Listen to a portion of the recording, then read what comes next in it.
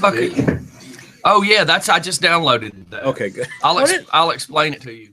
Well, I mean, I have Hoot Sale, the regular one. Oh, I don't use it. People have been trying to tell me to. Free. What is it? I got cheese all over me. It's up my nose. And we are live and have been live for a few seconds. And good morning, everybody. We were running a little behind as far as the people were asking me questions, so I didn't get to say good morning on video. And now here we are talking and didn't say good morning on radio. But hey, we're good morning it.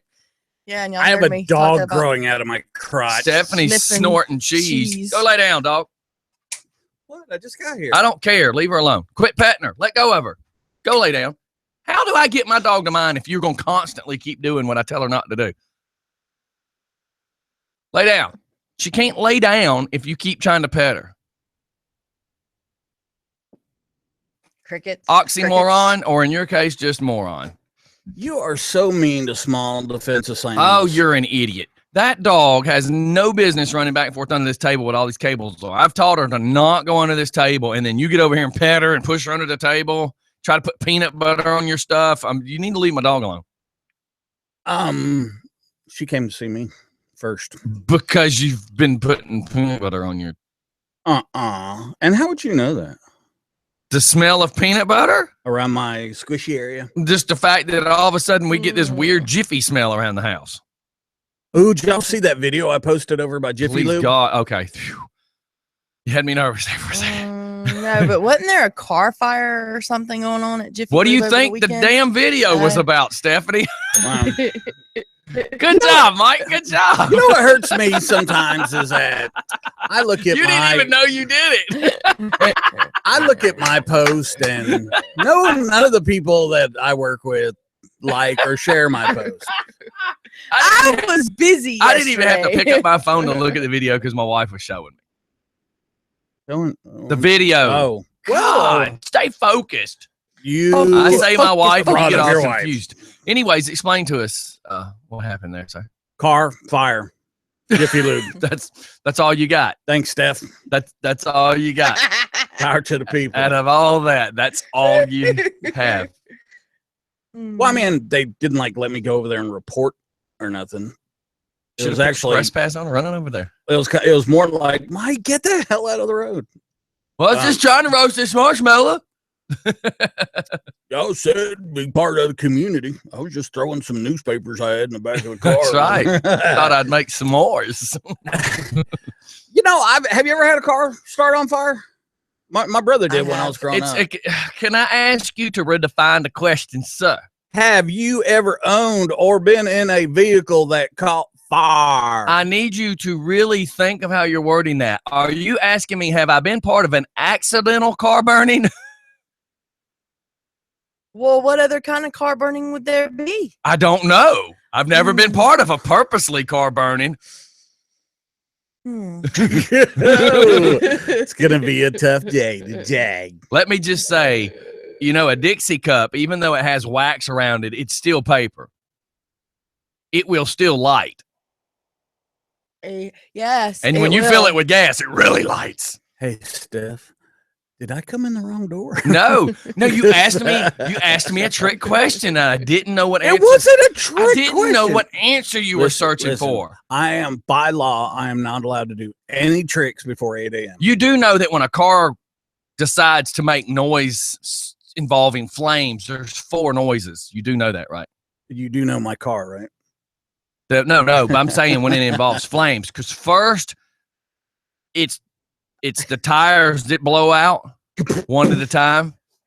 And then when the gas tank decides to go boom, it has an orange mushroom. It goes in the air. Oh, I'm looking for. We can tell you, located on the Harrison Memorial Drive area, you can see it 3 streets away.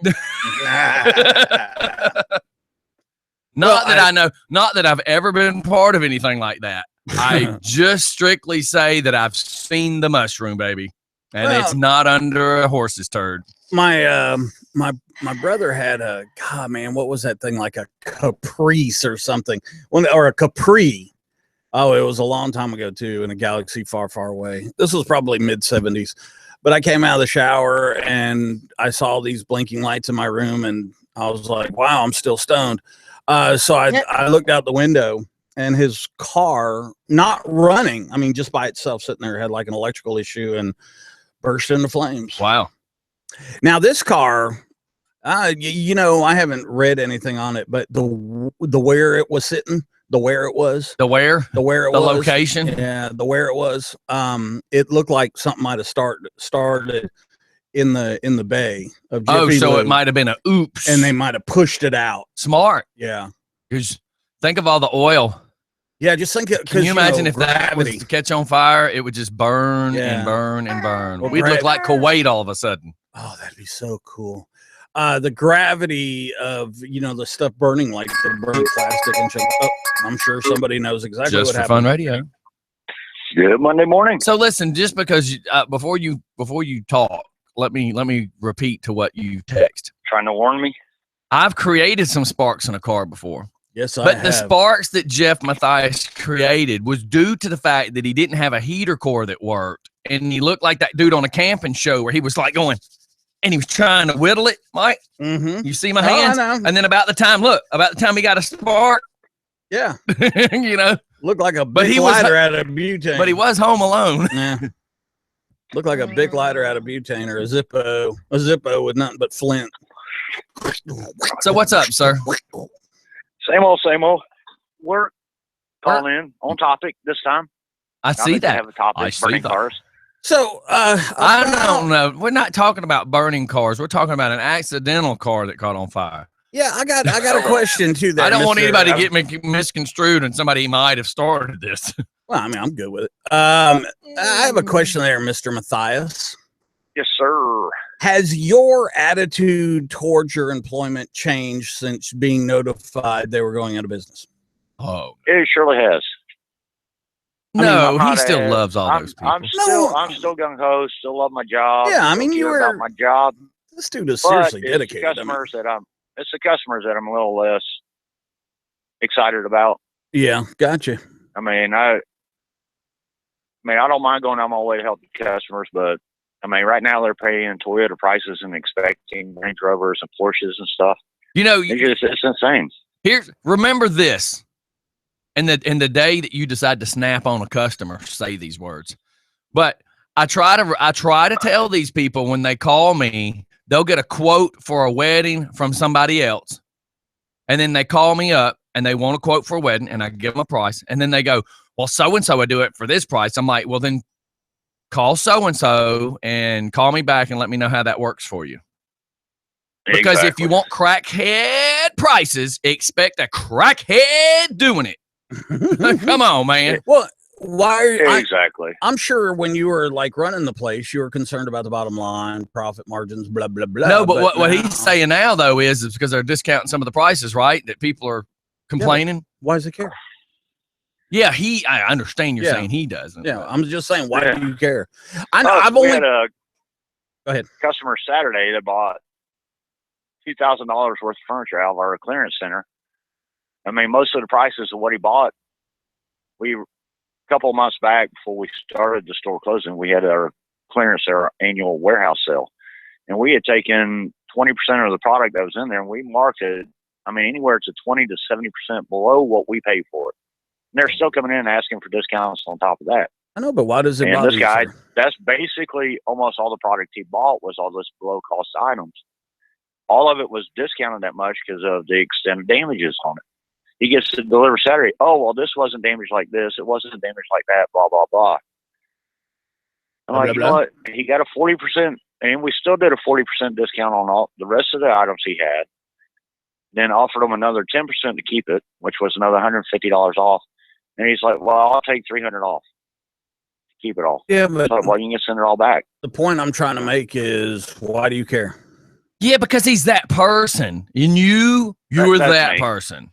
Let me tell you something. Have you ever, try again? A company I work for sold out to another company. Well, y'all are all a bunch of sellouts anyway. It was a shady deal. I was a district manager, and I was very unhappy about it because I knew the people coming in were some shady characters. And basically they were coming in with their own mid-level management. So I knew all the district managers were gone. They treated us like pretty much like crap from day one, even to the point that some of my stores didn't have electricity, didn't have phones because we didn't know we were supposed to pay the bill on this day. They were trying to run. I thought most of what you were selling was battery operated anyway. Well, yeah, that's different though. And can you sell one of those gently used? No, but they don't. You know what? Stephanie's face is about to puke. Look, I'll be honest with you. There's no discounts on broken or used stuff, but they stop like manufacturing stuff. Like this particular version won't be available next year. So everything that's left over. A buddy of mine used to run, remember Seventh Heaven and Insurrection stores? Oh, God. Yes, I used to love Insurrection. Yeah, I used to go to all of them. I mean, I had a thing like once a month we'd go to a different one. Yeah. This guy used to run them. It was like the district manager. You were the wrong from... girl if you had a thing once a month. I'm talking about going to Insurrection. It was just it was like a tour. Everything that they had discontinued, he was bringing into the club for us in boxes. We were having a blast with it. Is there some reason why it's a photo shoot? No, I'm trying to get this shirt, man. I did this event and got this awesome shirt. I thought we were under strict rules to wear dark shirts. You were, but I got to represent. Wow. I got to represent, dude. Because I do need to get back to work. Okay. That's kind of like a selfie photo shooting here today. Listen, dude, the fire marshal gave me this shirt. Sorry, go ahead, man. We didn't interrupt you. I mean, didn't mean to, at least. I got you. I was on my way home from work when I lived up in Duluth. And you turn onto my street, there's one house left, one house right. You're in a cul-de-sac, you hang a right, and you go up the road again. Oh, I thought there was just one house left. In case you burned them all down or something. It's kind of a weird street. I mean, literally, once you turn on the street, there's one house on your left and right, then you're in a cul-de-sac, and then the rest of the street continues up to your right. So as I'm coming, making that left, I see the fire truck sitting in the street. I make left, and they got their hoses going across the road. Of course they do. Get out, go over, start talking to my neighbor. I'm on the street back behind him, but I knew of the guy. So I asked him what was going on. He goes, "Oh, man, it was the funniest thing I ever saw." He goes, "I come out, let my dog out, and I look up, and it's like, see the Hispanic guys across the street grilling out in front of their van and everything. And I realized, wait a minute, there's no grill there." Said, I'm looking, and their construction van had caught on fire. Man, flames coming up out of it. So he runs over there, he bangs on the door and tells them, and he said this was the funniest part of it. He said they all freak out, start running out with beer cans, pouring beer on the fire, trying to put it out. Oh my God, I can't believe any of them would waste the beer. There was like, that's what I'm saying. It's like alcohol abuse, you know. Why didn't you grab the fire hose? Or the water hose, I mean. There was like 15 or 20 cans sitting out on the yard around this van. It was hilarious. He was telling me, he said, yeah, they all come running out with a beer in each hand, pouring it on the fire. It was hilarious to hear that. And I could have pictured in my head all these little guys trying to pour out a fire inside the hood of a van. That was just something funny. Yeah, maybe you had to be there. You did. But anyway, I'm going to get back to work, let y'all get back to your show. Yeah, man. Thanks for calling in. Yeah. Come back and see me. Yeah. Oh, that's kind of weird, dude. Yeah. Yeah. I mean, I don't bring batteries. Come to your store and come around back to see you. That's not what I heard. That would be kind of strange. It'd blow your mind. The blow my mind part's the part I'm worried about. Mm-hmm. I see what's going on here. I said my mind. Well, I do think with my head. Never mind. Shush. Gotta go. See, yes, thank you. World is safer as it is. Bye, later. Jeff. Yeah, that's just That's enough to take the air out of yourself right there. What were we talking about this morning? Because I just got strange. Well, I had a car catch on fire when I was going to work here at the bowling center, actually. Really? Yeah, the air conditioner compressor froze up or something. It locked up and it caught the belt to the air conditioner on fire. And so when I pulled up at the bowling center, I popped the hood, but I wasn't gonna, let the hood up. And I went inside to call 911. Buddy Melton was out there, and he said, "Hey, your car's smoking." I said, "Yeah, I think it's on fire." And he goes over there and he lifts the hood up, and he had a Coke in his hand, and he just took it and he just dumped it over it and put it out With Coke? with Coke. I guess it really doesn't Clean the matter. battery too. Yeah, if it's on fire, it's on fire, right? Yeah. Any highlights for the weekend? No, I was thinking about putting some highlights in, but then I just went ahead and went with just kind of washing it and setting it for the week. That's certainly not what I was thinking. Oh, what were you thinking? I mean, you would be walking around singing, "I'm going to wash that gray right out of my hair." Already know you. I got to break this to you there, Scotty, but chicks dig the gray. Chicks dig the gray. Well, they Only usually Clooney. find it to be like this sophisticated thing, and then you open your mouth and ruin that idea. Well, just so everybody knows too, I have been mistaken for George Clooney more than don't once. say it. So, Maybe George from the Goonies, Yeah. but not George Clooney. There's a difference. Hey, you guys! I mean, I can see you being mistaken for one of the guys on Goonies. so if Maybe you were the other guy that they thought if they put the ugly guy on there, that they just didn't have to put you on the scene. kind of like Like one ugly is enough. no, I was thinking like a stunt ugly double. Oh, what? You're the one that got hit with the ugly branch? No, the whole ugly tree fell on you. The Oh, whole, yeah. the whole ugly forest. Yeah. Good luck with that one. Okay, hey, check this out. Your jokes are I a little wanna- shortcoming like the rest of your life. I want to talk trash about the president of the United States, the most powerful man on the planet. Okay, let's go for that. Good luck with that. In a historical move, this guy, he seriously sit in the Kennedy bedroom, because I'm praying they don't sleep together, and go, let me see what I can come up with just to absolutely piss the entire country Yeah, off. what is one more thing I can do Yeah. on the way out the door? You know what it reminds me of? Picture this, if you will. Dun, dun, dun. Military Mike, Uh-oh. aggravated and pissed off in a Korean little grocery store in like the Bronx. Wakita! And where they're arguing and he keeps throwing out one more word. Yobo And then Seo. as he gets ready to go out the door, he turns around and tries to say something else to get the last word. And then Komsabida. the woman tries to say something, and Mike tries to get the last word, and then the woman tries to say. So Mike finally grabs the door, and right as he gets ready to go out, he finally does this, Stephanie. And he runs real fast so that he got at least the finger before she could say anything else.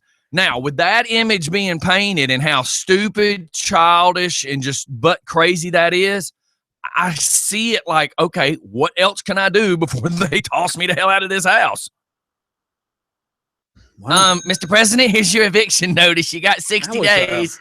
That was quite the little graphic intake. I just wanted everybody to envision it, because it seems like he just keeps coming up with one more far-fetched, almost unbelievable, stupid thing to do before he reminds me of that kid that you got him by his ankles and you're trying to pull him out of Chuck E. Cheese, and he's just digging his fingernails in the carpet going, I don't want to go home. I don't want to go home. I mean, it's like, come on, dude. Why are you grabbing children? Shut up. Try not to change where I was going with that. I'm picturing the fact that he knows he's almost having to leave the party, and he don't want to leave without causing some more disruption. So things come out on Monday. Oh, mornings. you're an idiot. It's a little. You're gonna uncomfortable. You're gonna try to twist it and take away from the point. Get to what you were trying to say. Yeah, because I was about to say I have no idea where this conversation just went. He was discussing the stupid stuff that I this wasn't- guy's doing. I got like Yeah, he's 3 an words idiot. in, and you took it and ran with it. Well, because somebody's got to be awake and running this morning, and since it's me, apparently, Steph just can't even keep up. Oh no, I was reading. Again, she can't even keep up. The pages were moving too fast. The president decided that he'll be fully lifting the ban on the sale of military equipment to, yes, you guessed it, boys and girls, Vietnam. Wow. Now He says he thinks it's going to help the relations between China and Vietnam. And I'm thinking, if they have poor relations, let's put semi-automatic weapons in the middle of it. I like to think that increased ammunition helps. But think about that. It's going to improve the relations. How is handing somebody some guns going to help the relations? World War III, anyone? And when they say it's ensure that Vietnam has access to the equipment it needs to defend itself. Well, guess what? It hasn't really had the need to defend itself, apparently, for the last 50 years. Why all of a sudden now are we going to start selling it weapons? Yes. Yeah, because as what I had heard was that now Vietnam was a place where a lot of people like to go in vacation. Yeah, that's what I was going to say. A lot of vacationers have been going there. Well, we're going there. Yeah, we're going there. There's a very, very, very, very, very small group of veterans that fought there that feel, they're doing like the Christian thing, that is forgive and try to mend. My uncle, he was over there, and I forget what years, but he was a Vietnam vet, and he actually went when he got remarried, and that's where they went and honeymooned. Vietnam. And you know what they say? There's a lot of people that's been moving over there. Very beautiful, a stable, basically economy, growing and things of that nature. No longer really backed by the communists. Yeah. And you have to remember when we were there, we were fighting the North Vietnamese. We were fighting the Viet Cong, stuff like that, and they were communist backed. But I guess the problem with all this is me looking at it going, out of all the stuff you could do to make Americans happy, why would you go out of your way to make Vietnamese happy and Americans unhappy? First it was Cuba. Didn't seem very presidential. Cuba, Yeah, but they've been working for many, many decades to try to branch, this little olive branch out for Cuba. Some people have been fighting against Cuba, meaning, let's just say congressmen who don't want to do it, and then some do want to do it. So this wasn't a huge surprise, What are we gonna? I understand what we're gonna get from Cuba. Cuba is very, very, very, very cigars, man. That's what it's all about. Clinton was demanding new cigars. If I'm gonna now he's gonna work a deal out with Mexico to get better blue dresses. Wow. Stained resistant. They're gonna come with Scotch Guard. So I can understand what we're doing with Cuba because we'll get, farming and agricultural, and we have a lot to offer Cuba in return, blah, blah, blah. Plus we already have Marines there on Guantanamo. What are we going to get out of Vietnam? What's the bottom line here? Just a feel good? Is that what this is? Is this just because it basically is to defend itself and to remove the lingering vestige of the Cold War. Well, guess what? There's still about 18 million freaking tunnels underneath that country, and God knows what's going on in Cambodia and Laos and all these other surrounding countries. I don't think giving weapons to the Vietnamese is a good idea. Yes. So like I used to say when I did food critic stuff, I know what I like, and I don't like Vietnam. Well, it's surprising is the big thing. Is it surprising because I still say I don't get how, I don't know, let's build their relationships better by adding semi-automatic weapons. I don't see it. Well, and I mean, didn't we send a lot of the military hardware to these very same people that were fighting in other countries? I mean, that's what we did. Armed them. So now we're going to give the Vietnam people some weapons, and then what? Well, I guess. See, they say it like that. They're going to lift the arms embargo, and I don't know that this means we're going to be selling them 9mm pistols. One of my M4s. buddies I grew up with in my teen years was from Cambodia, and anybody sitting here in Georgia can have whatever opinion they want, or the United States can have whatever opinion they want of what they think happened over there. But many years after the Vietnam War, my buddy was growing up over there, and I met him when he was 16. He told me that he came to the States when he was 8. So he'd already been here 8 years. So if you envision in 1986, he was 16, you go back 8 years would put you about 78, right? So he was explaining to me how they lived in huts with dirt floors, a 12 by 12 hut with 6 people, the parents, 4 kids. He was explaining how you would just start hearing gunfire and you hit the dirt you get as close down to the ground as you can, because running past your window will be Vietnamese with guns chasing the Cambodian people that are armed and some that are unarmed, and they're just blasting everybody. So everybody that envisions what Hitler did to the Jewish community, the Vietnamese was doing to Cambodia, taking over Cambodia. And now we're want to give them guns again and hope it doesn't happen again. Yes, well, I understand there's been decades and we have to hope that they're smarter and we have to hope. But hell, we can't even, our people in our own country ain't smarter. How can we expect everybody else to be smarter? Well, I mean, don't you know where this is going to? Because last year... It's going to be another hostile takeover. Well, no, last year he gave the Philippines in that area, you know, $250 million in economic aid. Now he's opening up the embargo. So basically, we gave him a bunch of money last year. They probably invested it. And now they're going to take it out and buy weapons from us, you know, like jets and stuff like that. Right. But let's, you know, military Mike always takes it a step further.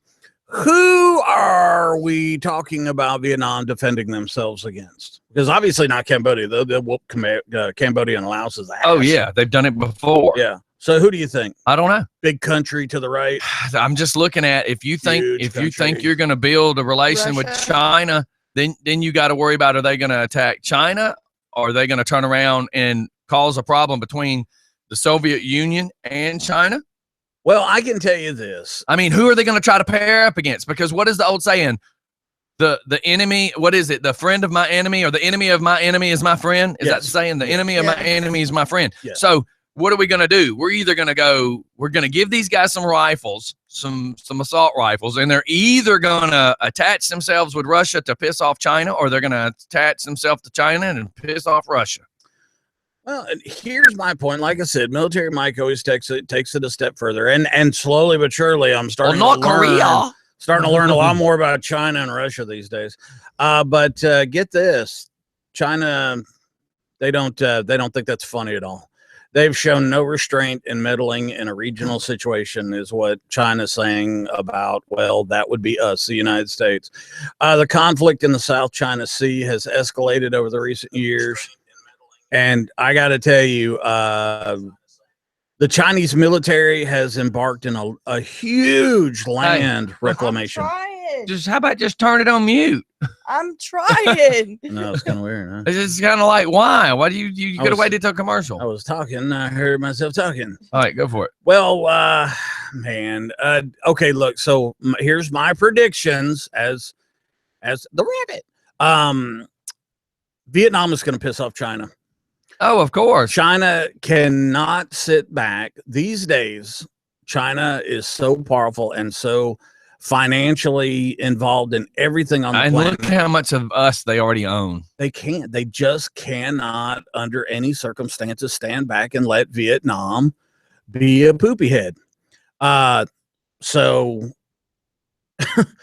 what's the United States going to do? We gave them $250 million. We're letting them buy weapons. Then China steps in and steps on their heads. Do you think America's just going to be able to sit back and watch that happen? It's going to put us all in the middle of crap. Right back in the jungle. Alex said that the new FDA regs put a break on the Cuban cigars. I get that. But here's the problem. They're horrible. Here's the problem, though. If we now have this great relationship with Cuba where everybody's just going to be boating back and forth, then that means the smuggling is only going to increase. Yeah, but so whether you call them legal cigars or illegal cigars, if you shut I-20 down, it's going to slow down the amount of people that's going to be traveling into the city of Atlanta every day. Have you ever open it back up, you're going to make it easier for everybody to get there. That's why we build these things called expressways. So now when you turn around and say, sure, everybody can go to Cuba, then 1 out of 10 people are going to be trying to smuggle back some cigars. Oh, yeah. Have you ever actually? Have you ever smoked one? You ever had one, Scotty? No.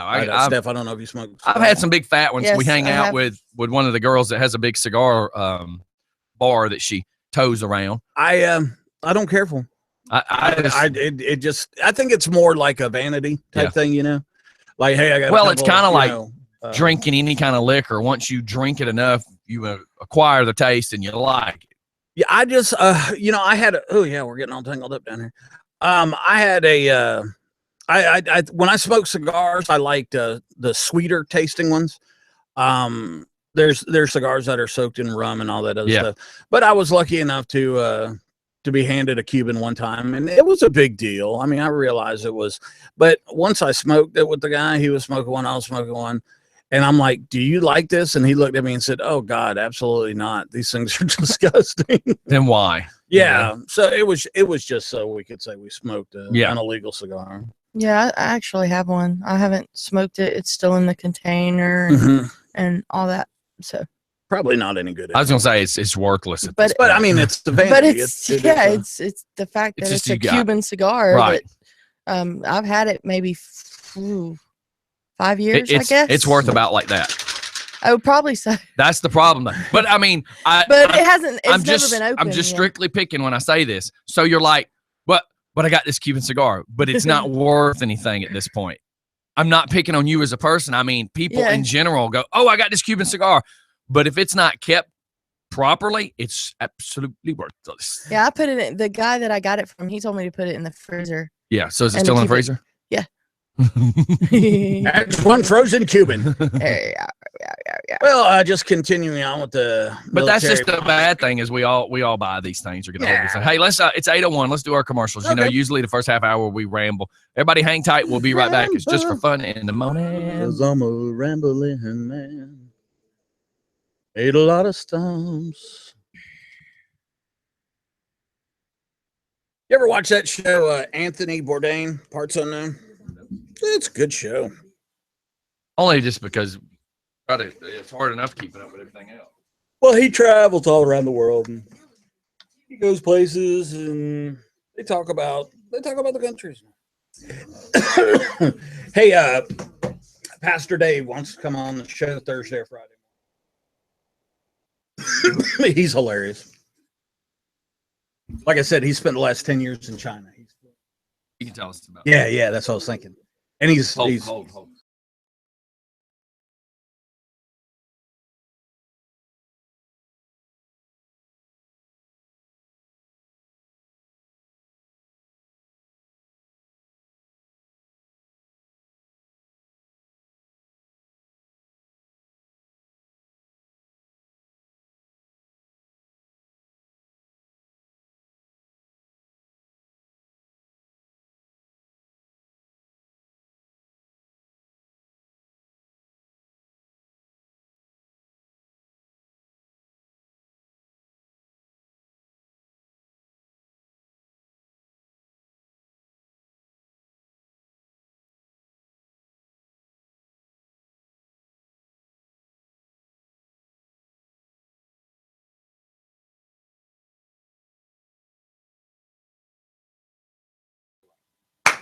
All right, we're back, everybody. Don't you wish you knew what we were talking about? There was some good stuff too. Roscoe P. Coltrane.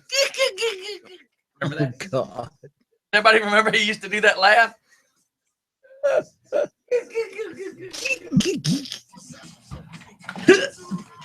1 2 1 2. All right, big microphones on. Cool. Well, it's just when we go Gotcha. to commercial, we always y'all back away from the microphones like you got something to hide. Well, I do. She's in your trunk. Chloroform.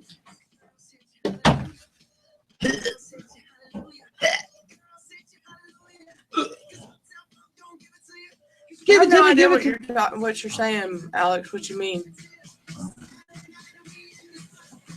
He's saying fancy a $500,000 cigar, 600 years old.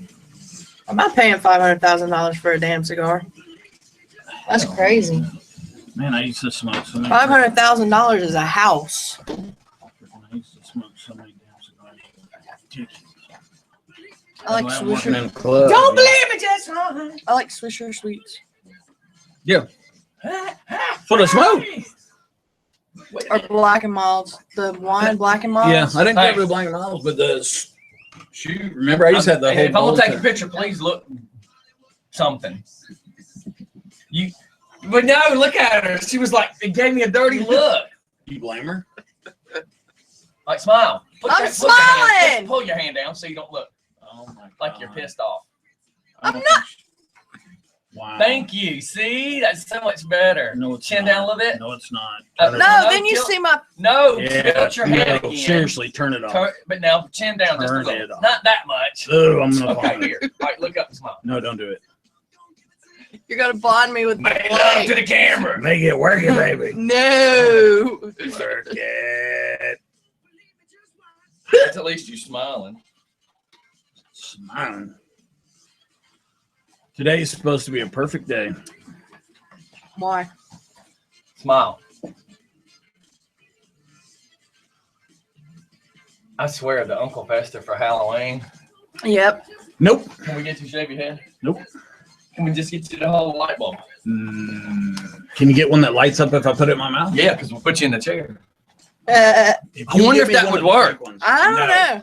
If you get me one of the fake ones that light If up. I run current through you and you got it in your mouth, would it turn on? No. Let's try it and find out, Mike. Yeah. Chicken. Are we going to Count. Mandarin Gardens or are we going to Chick-fil-A? Two very different chickens. Yeah, that grand Jump on buffet. in. Yeah, grand buffet where Ryan's used to be. Uh-huh. Blech. Yeah. Oh, yeah, man. I went in That's there with my dangerous. buddy Frank one time. Ooh. Got a story about O'Charlie's too. Uh-oh. Which I got a one? redneck review. Wait. Which one? No. We'll wait till we go back. No. Yeah. Yeah. That's Yeah. what I just Seriously. You won't talk about it. Yes, I will. No. I'll sneak it in. Look at me. No. I'm serious. I am Which one?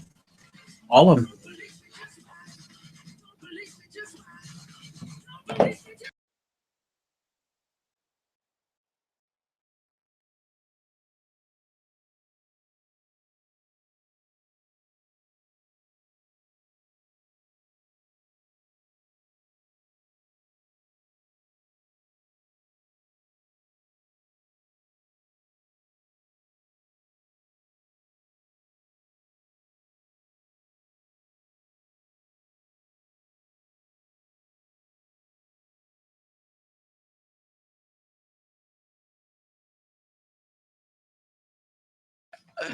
And we're back. We were just doing a little Bible verses.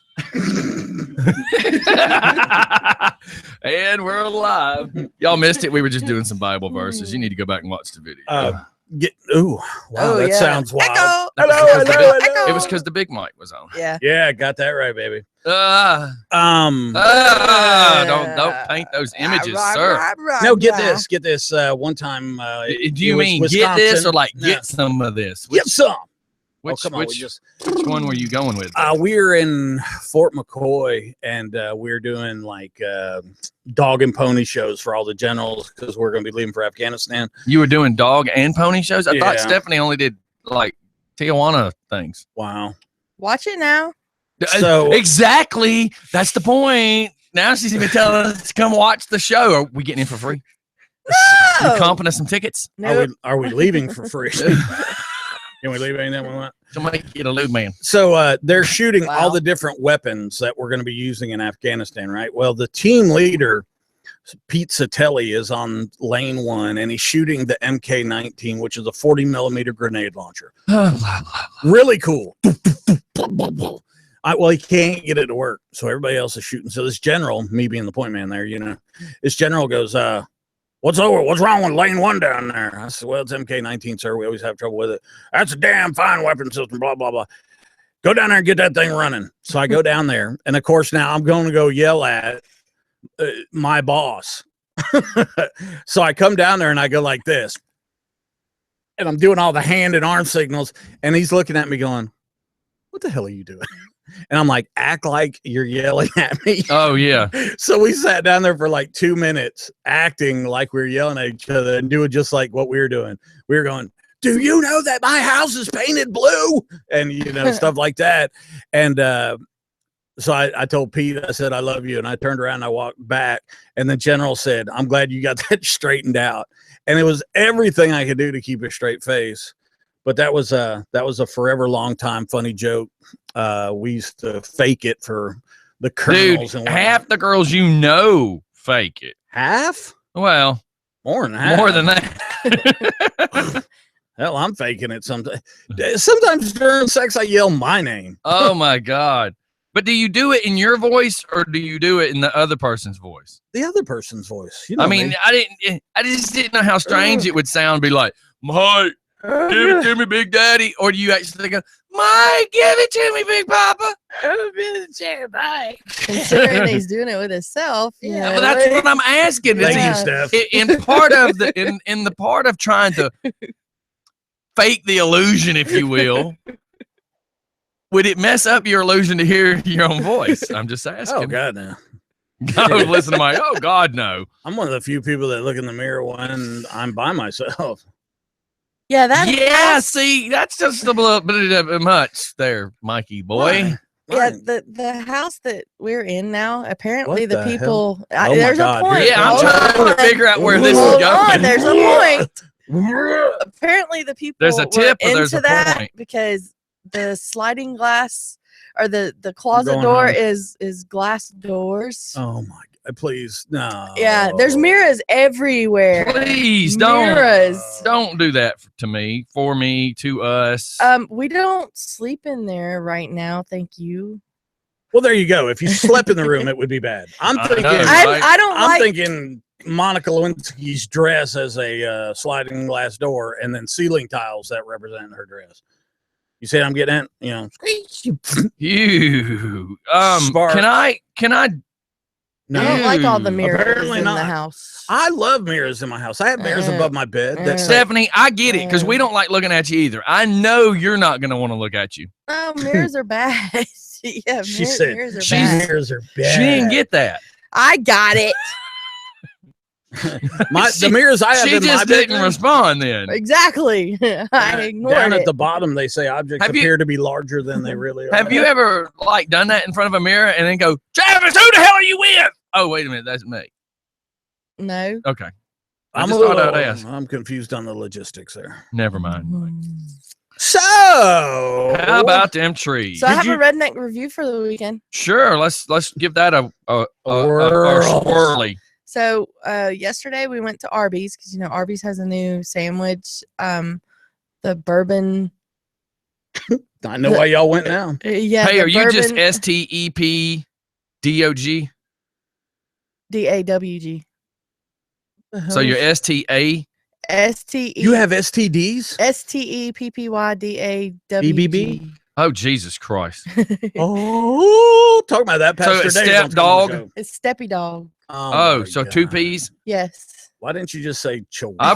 I've ruined the little skit here by asking this question, but I was trying to get this picture posted. Go ahead, Steph. Sorry. Oh my God. Let's go back. Where were we? I was at the house a little while ago. Arby's. So they have this new sandwich. It's the bourbon meat sandwich. You can have bourbon steak. meat. Yeah, because you can have either Write bourbon that steak. down, Steph. What? Usually after 4 beers, What the- she's a burping meat. What the hell is Boom. bourbon meat? Because you can either have bourbon turkey, bourbon steak, or the bourbon beef brisket. That's the 3 Jerk bourbon and turkey. sandwiches. I mean, there's all sorts of Bourbon. things you can do. Burp this and burp Bourbon. that. And Bourbon and beef see, it looks Boston butt. it looks like this. This is how it looks. that's not how it looks. That's how it's Yeah. supposed Yeah, to that's look. how it's supposed to look. So yeah, we tried it, and I was very disappointed because I ate all of it And didn't get drunk? and didn't get drunk. Stephanie, God. did you ever think for a second that the drinking that you were doing while eating it was supposed to take care of the drinking part or the drunk part? And I'm just shutting up because at this point, I don't know that anything I say is actually going to make a difference. Yeah. So but in all honesty, I didn't care for the sandwich. It had a funny. Bourbon flavor? If No, you the say smell, sauce. I'm gonna be like, that's the problem I've had with a couple of roast The- beefs. I can't stand when bourbon tastes like whiskey. The sauce that they have on it, it's Oh, a God. yellow sauce. Oh, Jesus. And it's not good. What does it If taste you like? got it, Bourbon I don't chicken, know. street crusts, roadkill, Bourbon. Why is It it didn't yellow? even have a bourbon taste to it. Wait a either, minute. though. Wait, if it's supposed to be Bourbon Street, did that mean it tastes like the urine that's running down the curb line on Bourbon Street? Dipped in your favorite juices You off didn't of have to- Bourbon Street. You didn't have to like woohoo for curly fries or nothing, did you? Oh no, curly fries came with the meal. I'll Okay. show you curly fries for curly fries. Yeah. Now we know what the yellow sauce is. But yeah, if you get it without the sauce, maybe it would be better. But yeah. No. The bacon had talking a about me, sweet. but- The bacon had a sweet taste to it. I know it did. Hey, what I know, I'm trying to help here. Why was it yellow? Because generally yellow has to do with it, in citrus, obviously it's pineapple or that kind of thing. But usually in other, especially for meats, it has to do with mustard or mustard seed. I'm looking Any- it up. any Let's idea? see. Yeah, because they're called the bourbon bacon and steak, bourbon bacon and brisket, Yep. and bourbon bacon and turkey. Yeah, we got that. Asking about the yellow. I know you're asking about Dang, the yellow. she turned I don't- into that little doll over there. I was trying to find what the actual sauce was that is on it. I just told you. This is gonna get bad fast. It looks like the same stuff I saw that guy go on the curb with. Stop it! I don't want to think that. Ugh. Why? Why aren't they telling you what the sauce is? You think they would? I mean, Yeah, because I'm on the now I'm damn scared. Well, when they usually say secret recipe. Well, yeah, I mean, but they don't do that anymore. You know, like they don't do it any less either. McDonald's said they were getting rid of the hot mustard for the chicken McNuggets, but all the restaurants still have it. And that stuff, sometimes you open that stuff up and it is putrid because, you know, mustard it's not known for keeping well. You know, in Europe, you get mustard in like a toothpaste container. That's how your mustard comes. really. Yep. In German, it's called Senf, S-E-N-F, I believe. Heidelberg, if you're listening this morning, if you want to correct me. So you get a little tube of Senf, but, you know, they have all different flavors. Jeff obviously. Matthias said he just lost his breakfast on all these visions that he's getting. I know. Steph, you kind of painted I want gross you to one. whip out your paintbrush and think Ugh. about dipping your biscuit in that juicy stuff that runs down the curb line at Bourbon Street. That's Hey, let me tell yellow. you a story. So I show up there. So the first time ever getting on an airplane, I was Really? I was a little nervous, right? We're going to New Orleans. So a friend of mine said, you do know here, you know, we're at the airport, like you could get a beer before we get on the plane. I was like, cool. Like, you know, we ordered 2. Not a good idea. So we then get stuck sitting on an airplane that doesn't leave the tarmac for, you know, an hour and a half. Not a good Lady comes wheeling by on this little cart. Would you like a drink? idea. I went, what you got? And she goes to telling us about all the sodas that you can see right there on top of the cart in ice. She said, and she looked at me, and at the time, me being the loud, crazy guy, and she takes her hand, and she looks like somebody off The Price is Right. She puts her hand down the side of this cart with a little curtain and does this motion, and just ever so slowly pulls the curtain back Dun, dun, and says, but we dun. have these if Yeah. you feel you need it. And I said, oh, I will most certainly need 2 of those Absolute. She says, we can only serve you 1. I said, he wants 1 too. And Robert's like, yeah, I do. Now, were they free? Yes. Okay, yeah. When they're free, they can only give away a certain Yes. amount of them Right. to each okay. person. Okay. Yeah. So before we get off the runway, I've already drank one Sprite and 1 Absolute. The funny thing is New Orleans isn't that far away. No. So we're at like a 45-degree pitch going up, and then you level out, and then you do 45 down. I don't know that we leveled out, but like for a few seconds. Yeah, maybe an hour flight. About the time we leveled out, I said, I'm gonna crack the second one. So I did. Get it.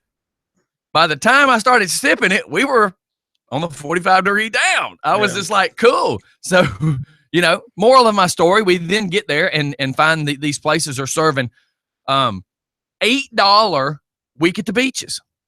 And I'm like, that's kind of cool. So I go in, I go, what size is it? And she hands me a cup. It's like a 32 ounce from Quick Trip. Yeah, man. For $8. Yeah. So I order it. Damn. And she walks up and goes, do you want a second one? And now I'm thinking the first one's 8, the second one's 16. That's what I thought. I said, so yeah, I would like a refill. She goes, do you want a new cup? And I'm thinking, no, this one would be fine. She's like, that'd be $7. I'm thinking, oh, okay. Heck yeah. It's 8 if you want a new cup. Yeah. So I get another one. I now get there on a Wednesday and just stay drunk until I sit on the curb. And never get up. And nobody warned me what's going under my kneecap. So I'm sitting on this curb. I decided I'm drunk. I can't walk around anymore. I'm just going to sit right here and listen to this dude behind me in this bar playing a little Stevie Ray Vaughan. So I'm just sitting there, and I got my knees bent in like a 45-degree angle, right? Yes, in a 90-degree angle. So my knees are nowhere near the ground. My feet are on the ground. My butt's on the curb. Nobody warned me. Everybody else is walking off, looking at all these shops. I'm just like, man, this humidity, and I'm drunk. This is terrible. So then I'm like, man, I need to stretch my legs out. Well, when I stretch my legs out, the back of my kneecaps are just almost touching this stuff. And it didn't occur to me till a napkin kind of floated on by and hit the bottom of my kneecap like the top of a sailboat would. Getting it pressed. And yeah, it was bad because somebody walked up that actually lived in New Orleans and says, I can tell you're a tourist. I said, how can you tell? They said, because of where you're sitting. I went, I needed to sit down on the curb. And they're like, you do know that's pee, right? No, I did not. It's pee, it's puke, it's anything and everything. Garden hose, washing the pee and puke. Yeah, because what happens is these people in these alleys just take the hose and spray it all off the sidewalk onto the curb. Absolutely. And people, think about all the people walking down the road in flip-flops, and that's going all between your toes. You know what I tell people? That's squishy, as Mike says. That's the stuff that holds cobblestone streets together, baby. Well, that is horrible. I found where it says what all was on the bourbon bacon. Awesome. Angus beef, brown sugar bacon. The yellow sauce is creamy bourbon Dijon, crispy onion strings. Wait a minute. Wait. I gotta do a little research. Dijon is over at Rockridge and Harrison. Bourbon. Dijon. All right, I gotta look the way that you up. said it. Poupon. Yeah, she said Dijon. It sounds like Grand Poop something. There's Dijon and North Dijon. Yeah, I think we're talking about Michigan. Yeah, we got North Dijon, Michigan. Keep going. This is too priceless. Smoked cheddar cheese. Her using the word smoked in anything is pretty sad. She was snorting cheddar cheese this morning. Yes. What's that all about? It says our Angus steak. It ain't easy being cheesy. That's what it's all about. Gets topped by sauce with barrel-aged Kentucky bourbon, brown sugar bacon, smoked cheddar, and crispy onions on a toasted specialty roll. It just seems like a load of hooey. Oh, it looked nothing like the picture. I'll tell you that right now. There's no truth in advertising anymore.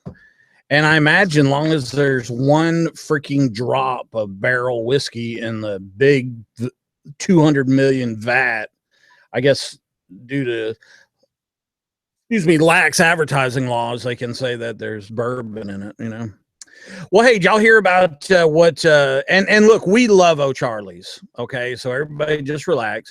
We're not picking on O'Charlie's. We love O'Charlie's. We love O'Charlie's and Conyers. We love O'Charlie's. We have one of the managers who's most likely listening. We love the guy whoever O'Charlie's is named after. Man, I just went in there the other day. I go on Wednesdays. It's free pie Wednesday. I know last week he was like, you want to go to O'Charlie's? I'm like, no, I got to go to work. He said, it's free pie.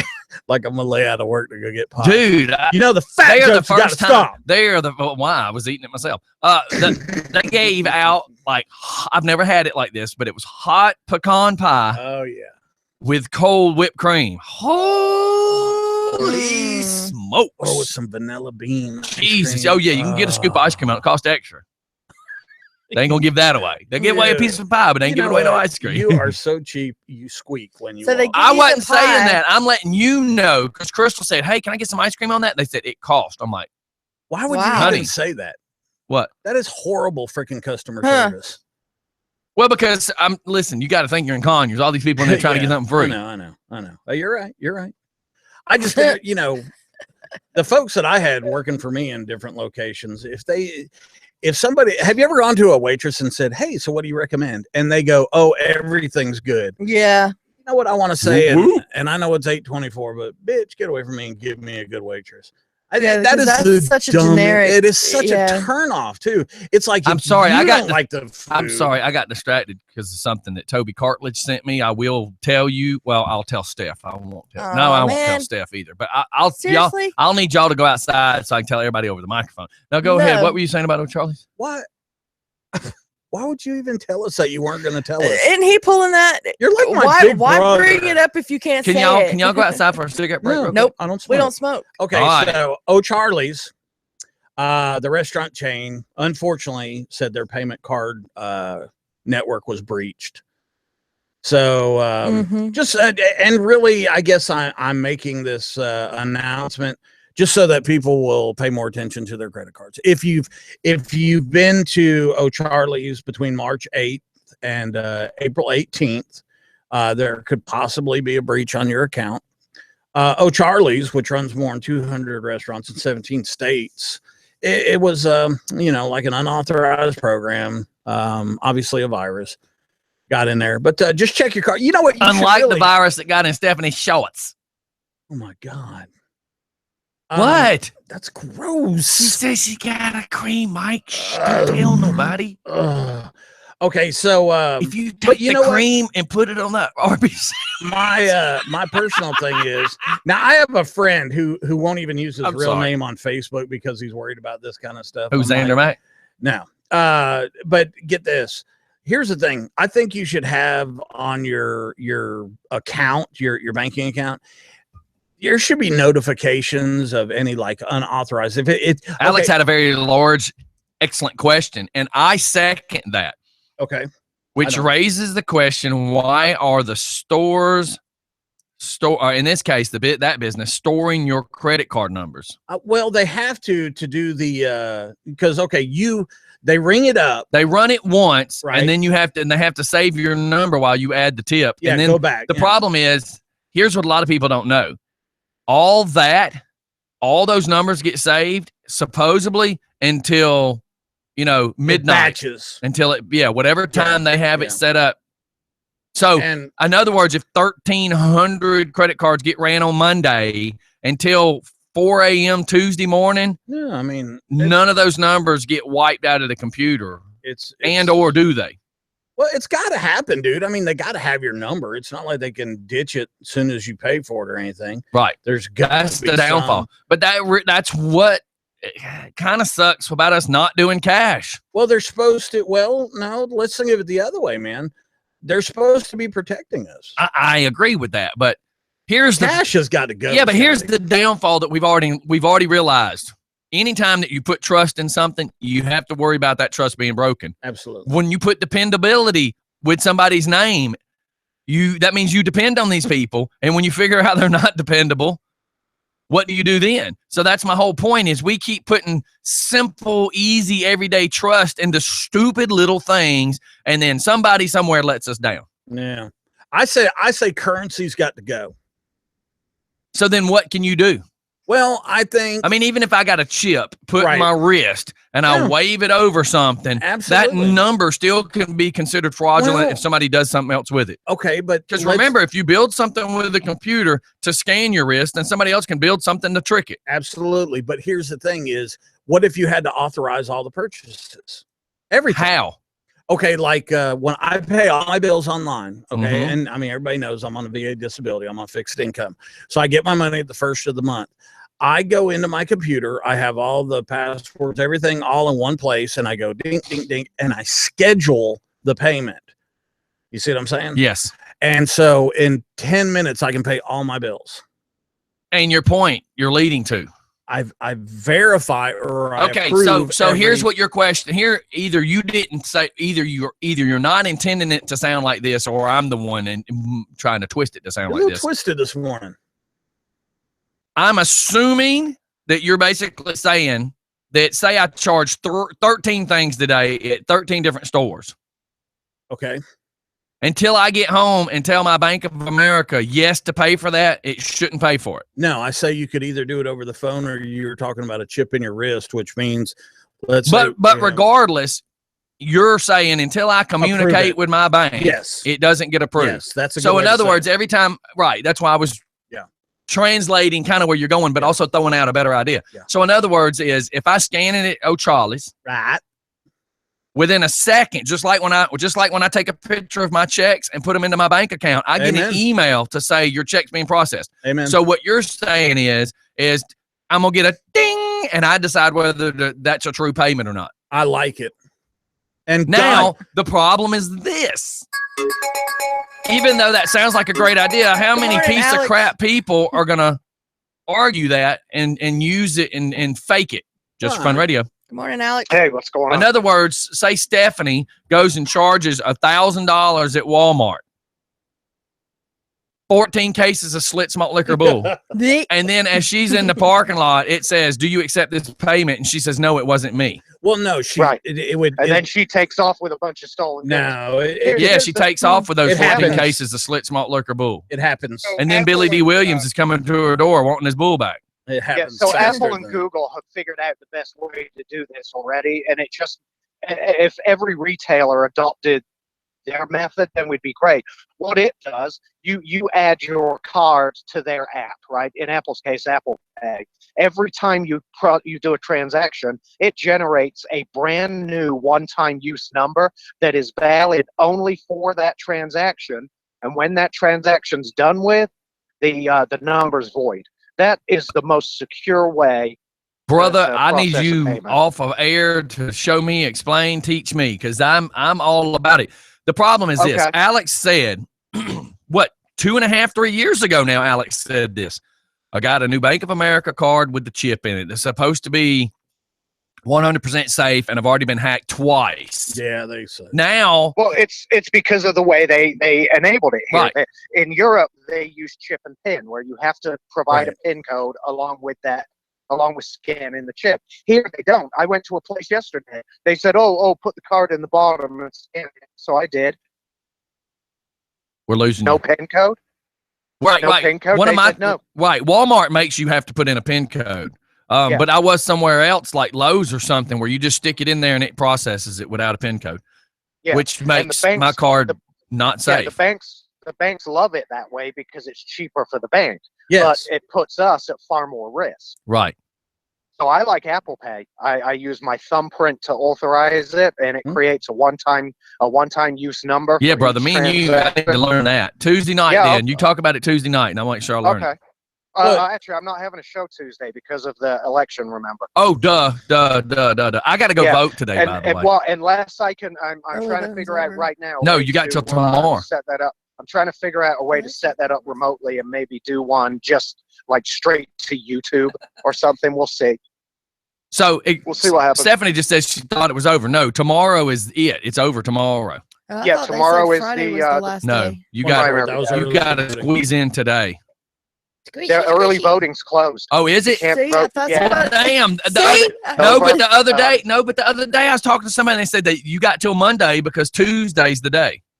Nope, early voting closed Friday night. I'm okay. I'm okay with it because none of my votes was gonna matter anyways. So okay. I mean, they will. Your votes for anything local. Yeah, but we already kind of know who's gonna get what, So yeah, but you can pick the chairman. You can pick your. That's my only screw up right there is I didn't get my chairman and my commissioner. Okay, but yeah, tomorrow polls open at 7. And I think they're open until 7 at night. So go vote tomorrow. But yeah, early voting closed Friday at 7 o'clock. But early voting means nothing. We still got voting tomorrow then. That's correct. So your last chance to vote is tomorrow. I'll go vote tomorrow then. I ain't sweating no bullets. Do that. Because your vote does count. No. I mean, I just know some of the things are kind of falling the way it falls, Oh yeah.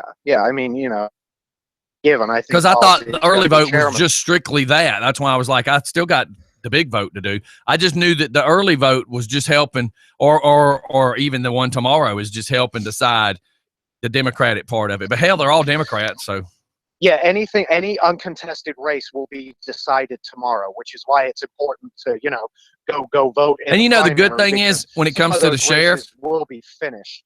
When it comes to the sheriff's race, tomorrow means all the mudslinging stops. Thank God. And then we don't have to listen to no more mudslinging, no more crap, nothing. I'll probably keep doing some videos for a little bit.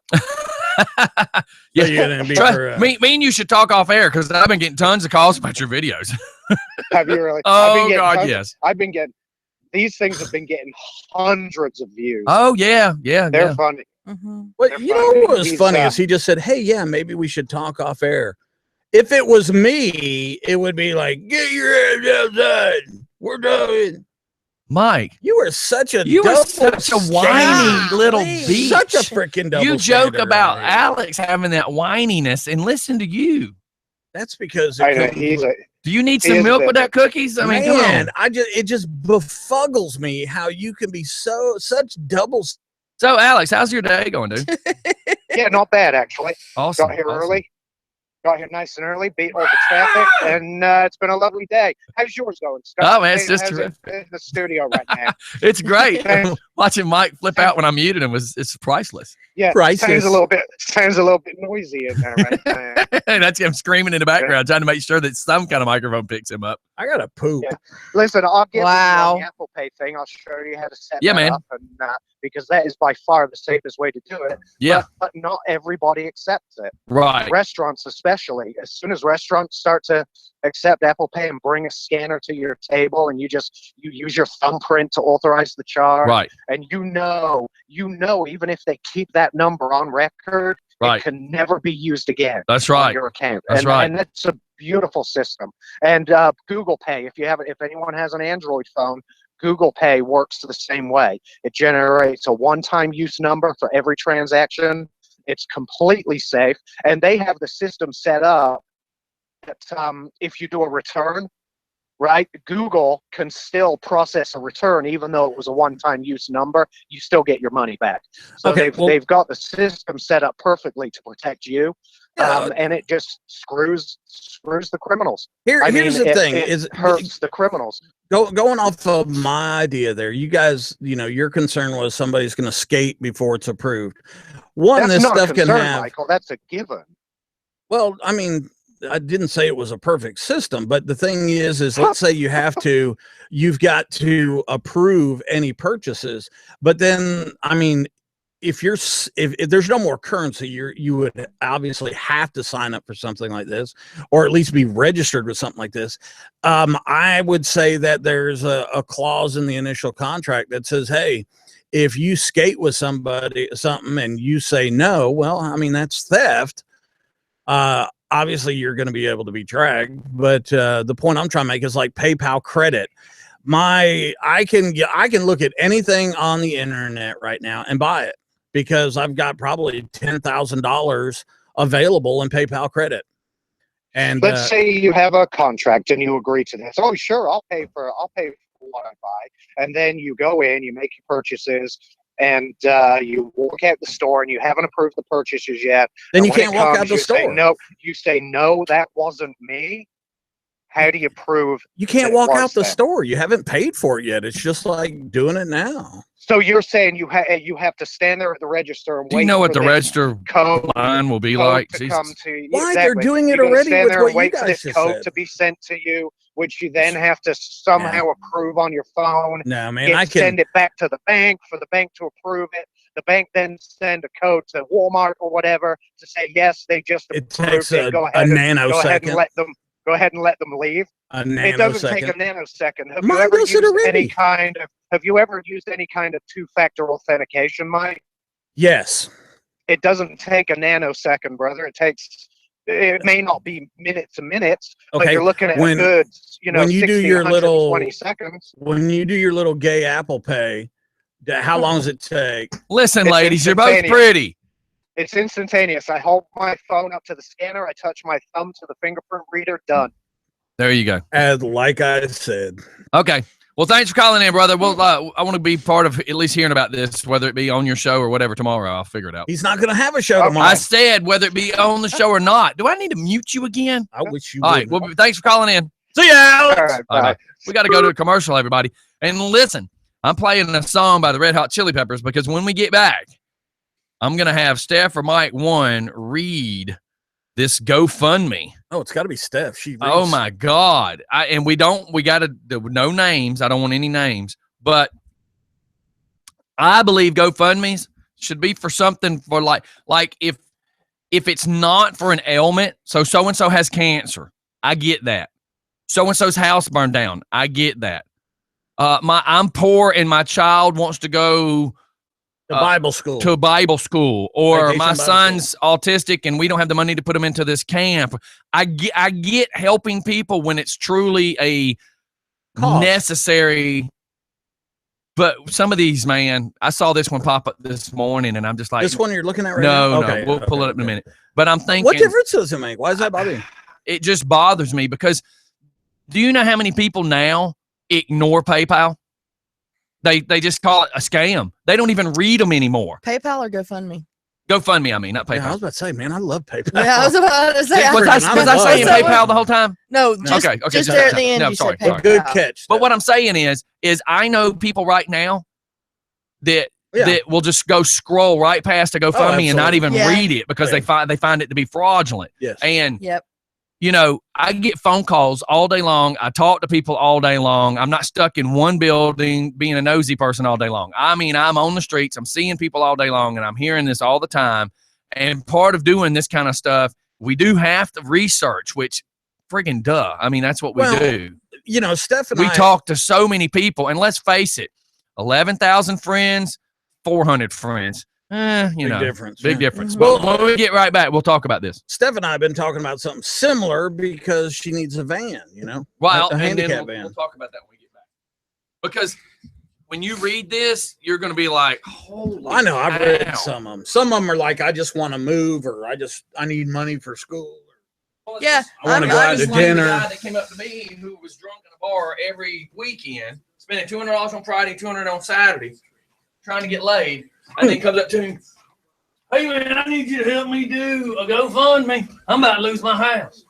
What me and my kids gonna do? I'm like, you're in here that's $200 a night. Let's do some. $400 a weekend at 4 weekends a month. Let's do some. Let's do some fake GoFundMes. They're not fake, but just stupid, fraudulent ones. Let's we're collecting money for the Just for Fun morning crew to go to lunch. You see what I'm saying? Stuff like that. I think it'd be freaking hilarious. Why do they have to get me when I'm I'm trying to do something? They're telling me that Ashley's dues wasn't. They're asking me if I paid Ashley's dues, and I was like, yeah. I said, yeah, I paid her dues when I got her gown. Her gown was delivered to the house, and they're saying that the ordering of the gown and the dues is two separate things. But right here it states, the hell, guy.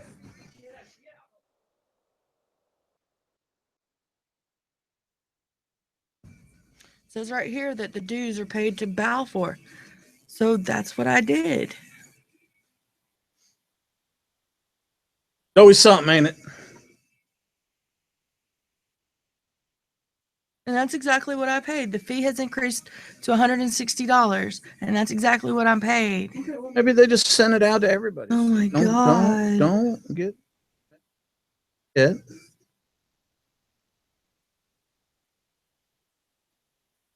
Oh no, they're talking to me. They're sending me. Biblical creation. No, this is sent to me. This is private. It's a private message from.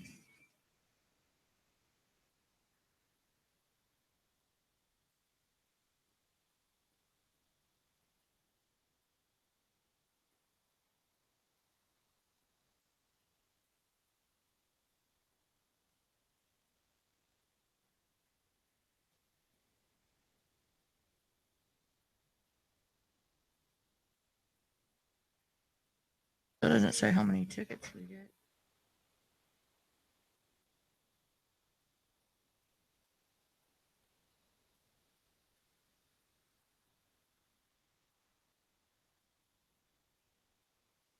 And I say we do a couple bogus GoFundMe.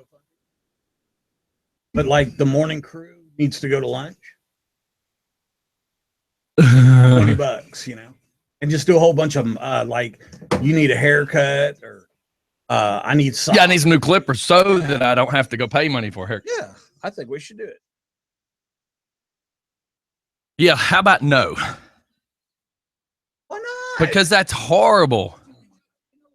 You're turning into a damn prude.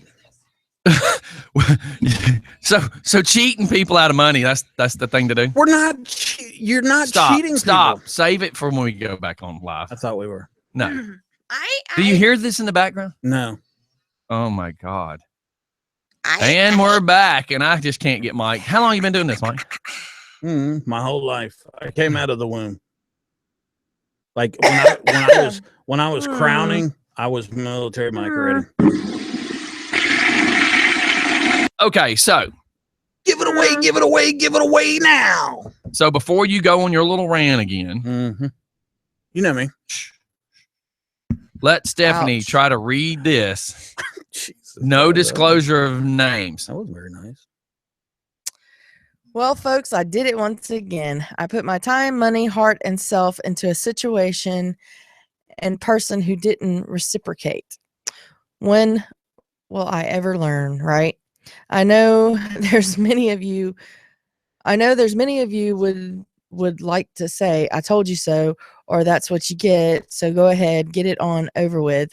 I've always been great at having faith in people and seeing someone's potential. And I've always been really great at making rash decisions based on that faith in people. Unfortunately, I end up more times than not, one way or another, in a situation worse off than where I was before, or so it would seem. This time it's financially. This time I've really done it. I'm not really able to get myself out of this one on my own, so I'm reaching out for some help, even though I'm terrified of the judgment, rejection, criticism, ridicule that is likely to also come from this. I want everyone who sees this to understand that the help I need is imperative to moving forward in my life and getting back on my feet. Okay, where are you at? Still in the first paragraph or the second one? Second paragraph. Okay. Okay. So, Stop. Listen to me. So she's just now in the second one. We're going to skip half of the second one. We're going to skip the third. We're going to skip the fourth. We're going to skip the fifth. We're going to skip the sixth. And let's just head on down to the seventh. Do you get where my point is? Go to that part right there where it says currently. Currently, I have a $7,200 debt towards a truck that has been destroyed in its absence from me. I'm not receiving help from the co-owner. And while it was gone, I had to get myself into another vehicle, which means another car payment. And I have just a small amount of time, weeks, to find a place of my own for my daughter and me. This amounts to a good few $1,000s to cover first month's rent, deposit, utilities, and household items. We need everything from furniture to utensils. So even with working as much as I do, I can't pay the bills I have now and also take care of these two incredibly huge things. Enough. So my whole point is this. It's just going to destroy your credit. Focus on taking care of you and them kids. Who cares about that car? That's just your credit. Why do you care about this? Because you know why. Here's why. Where other people in this community just sit and gossip and talk smack about people, I'm actually out donating tons of time for all these charities. We've got people like right now, one of my friends that has a kidney disease, and it's going to enter her bloodstream if it hasn't already, and they're already talking about her life expectancy.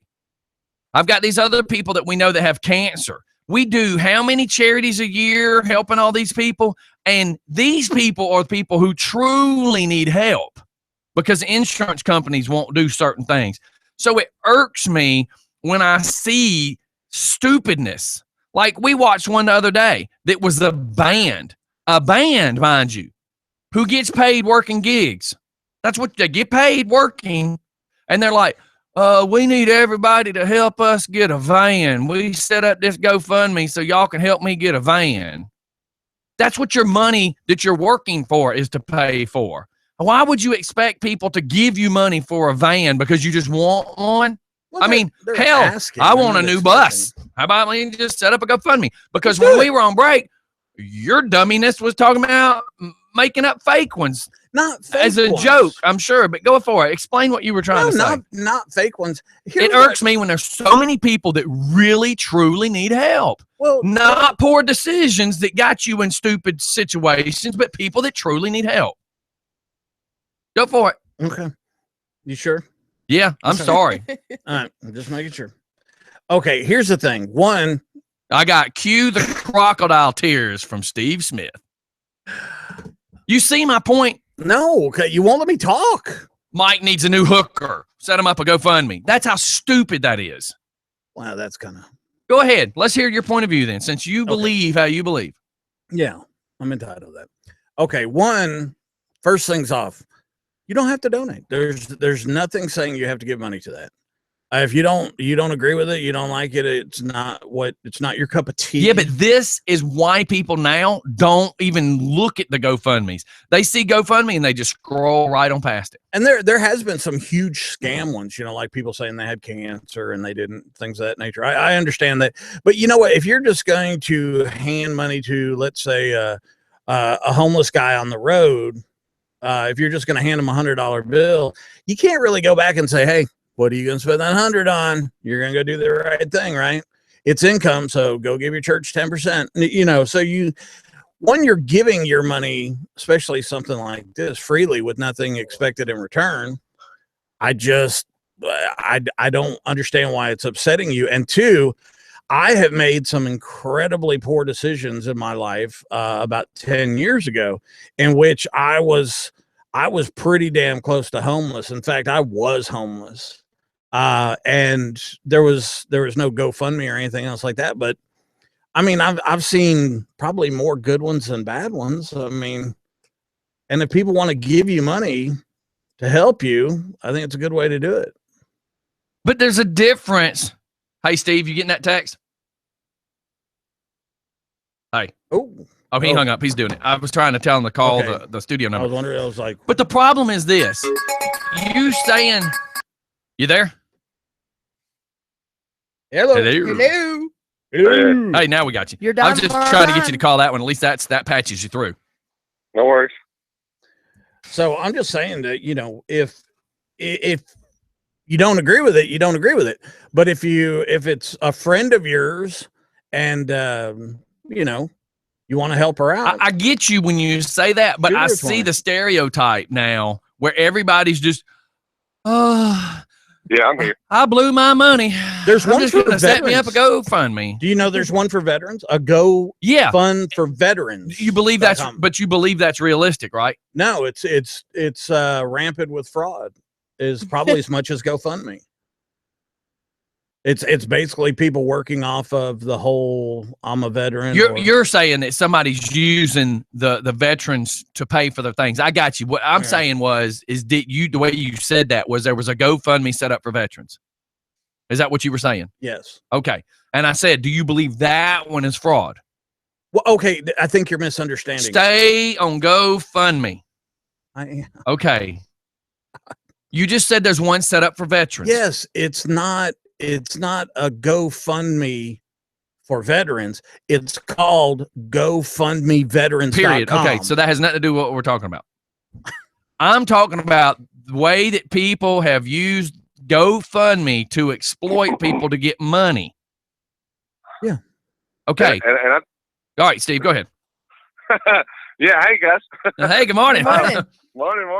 No, this is it's funny. We were just having this conversation the other day at the shop, and I think what you're talking about, Scotty, is this sort of speaks to the new mentality of, hey, I don't really want to pull my own bootstraps up. I want somebody else to help me with it. That's right. Like I heard what Entitlement. you were saying about being down and out and whatever. But you and I came from a different generation where, hey, let's help yourself up, do what you got to do, and make it happen. But I think part of the problem with this on a social level is the fact that there's too many people who think the world knows them something. Right. And that's the way of putting it out there. Well, and I think too, a lot of these scam people have said, man, I've watched this guy raise $10,000 for his kidney transplant and he didn't have any insurance. So if he can do that, then I can do this. So what they're doing is they're justifying their reason for milking the people.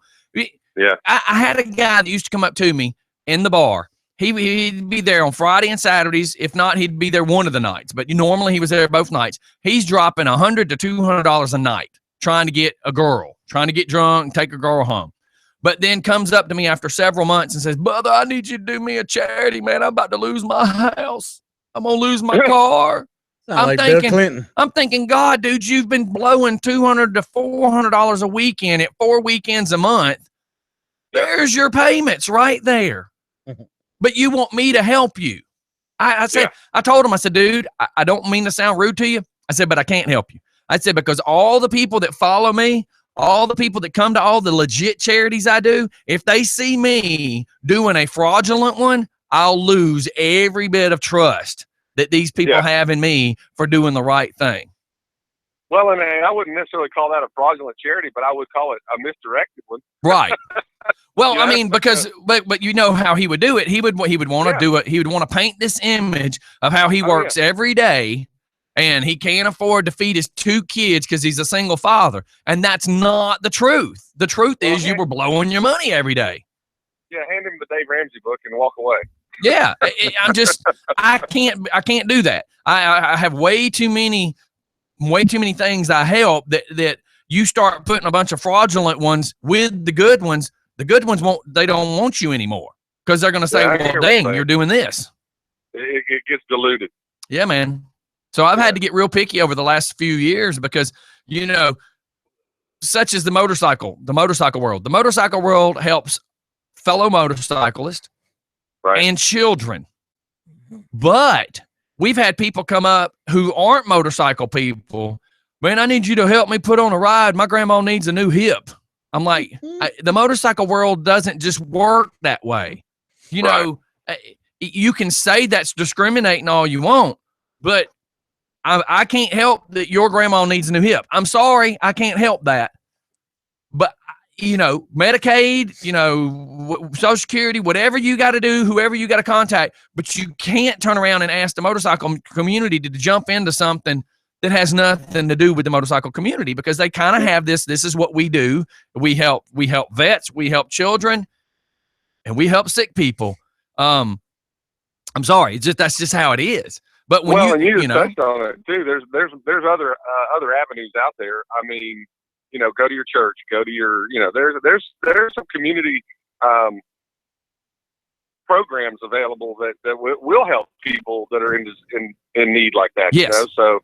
But yeah, I agree with you. I mean, it's kind of hard when you got legit people out there that need that kind of assistance, and you're putting you're diminishing the value that of those people with some of this other stuff. Like you said, I agree with that. And again, there's so many people now that if the word GoFundMe even gets said at any event we're at, if even the word GoFundMe gets said, there's always going to be 1 to 5 people say, "Oh no, I don't even mess with those anymore." Like everyone I click on ends up being something stupid, or it ends up not being legit. So now it's diluted it, like you said. It's just diluted it. People just don't even want to read them anymore. Yeah, and it's awful because I would love to do one to help me get a van for my daughter because my poor van's on its last legs, and But we already know the ridicule that we'll get. Oh, yeah. It's just like me. I had to come up with $2,500 very, very fast for a lawyer for our granddaughter situation.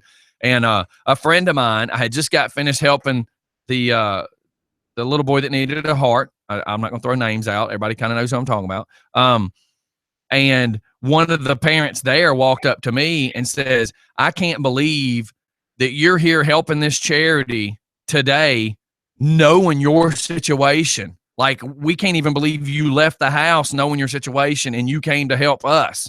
The next thing I know, she went over there and sat down and made up a GoFundMe, help DJ Scottie with his lawyer expense. And then all of a sudden, an hour, 2, 3 hours later, I saw this pop up on my Facebook, and I had to call her on the phone. And I said, look, I love you. Thank you for thinking of me. I said, but I can't have this. I'm like, the ridicule I would get from this would be horrible. You know, if you would like to donate some money to me, that is terrific. Me and you can have that discussion, but I can't have this on Facebook. I said, because that would make me contradict everything I disagree with about helping these charities. That little boy needed a heart. That's legit. Me trying to pay a lawyer? Come on. Come on. Yeah. Pay your bills. That's just how all it is. Pay your bills. Shoot, yeah, because the kind of van that I need for my daughter, they start used at $50,000. Lift vans aren't cheap, and there's no facility out there whatsoever that will help a struggling person get into a lift van. It's crazy. I've how tried, it works. and they know this. They know that the lift van is needed for people in wheelchairs, and it's just not out there. The help's not out there. All right, man. All right. Well, I see my son got all quiet. He is, man. I haven't heard anything else. He's all quiet. You guys have a completely different way of looking at it, so I was just letting you guys go with. Well, your it's point of different view. because of where I've been all these years helping all these people before the GoFundMe even was invented. We were helping all these people that were losing their houses and that are legit. And it aggravates me to see ones that aren't worthy. I went and did a charity for a guy, and he was walking with his new hip, and the charity was because he was a truck driver. He's a truck. Him and his wife, they always rode together on motorcycles. She decided she wanted her own bike. She went and got her own bike. They rode around the neighborhood for 6 months until she learned. The day that she felt confident enough to go on a road, they rode out of the subdivision. There's a 4-way stop at their subdivision. They rode out of the subdivision. They went and rode all day long up in the mountains, Helens, all this, that, and the other. They get back home to the Locust Grove area. They're pulling up to the 4-way that takes an immediate 90-degree right into their neighborhood.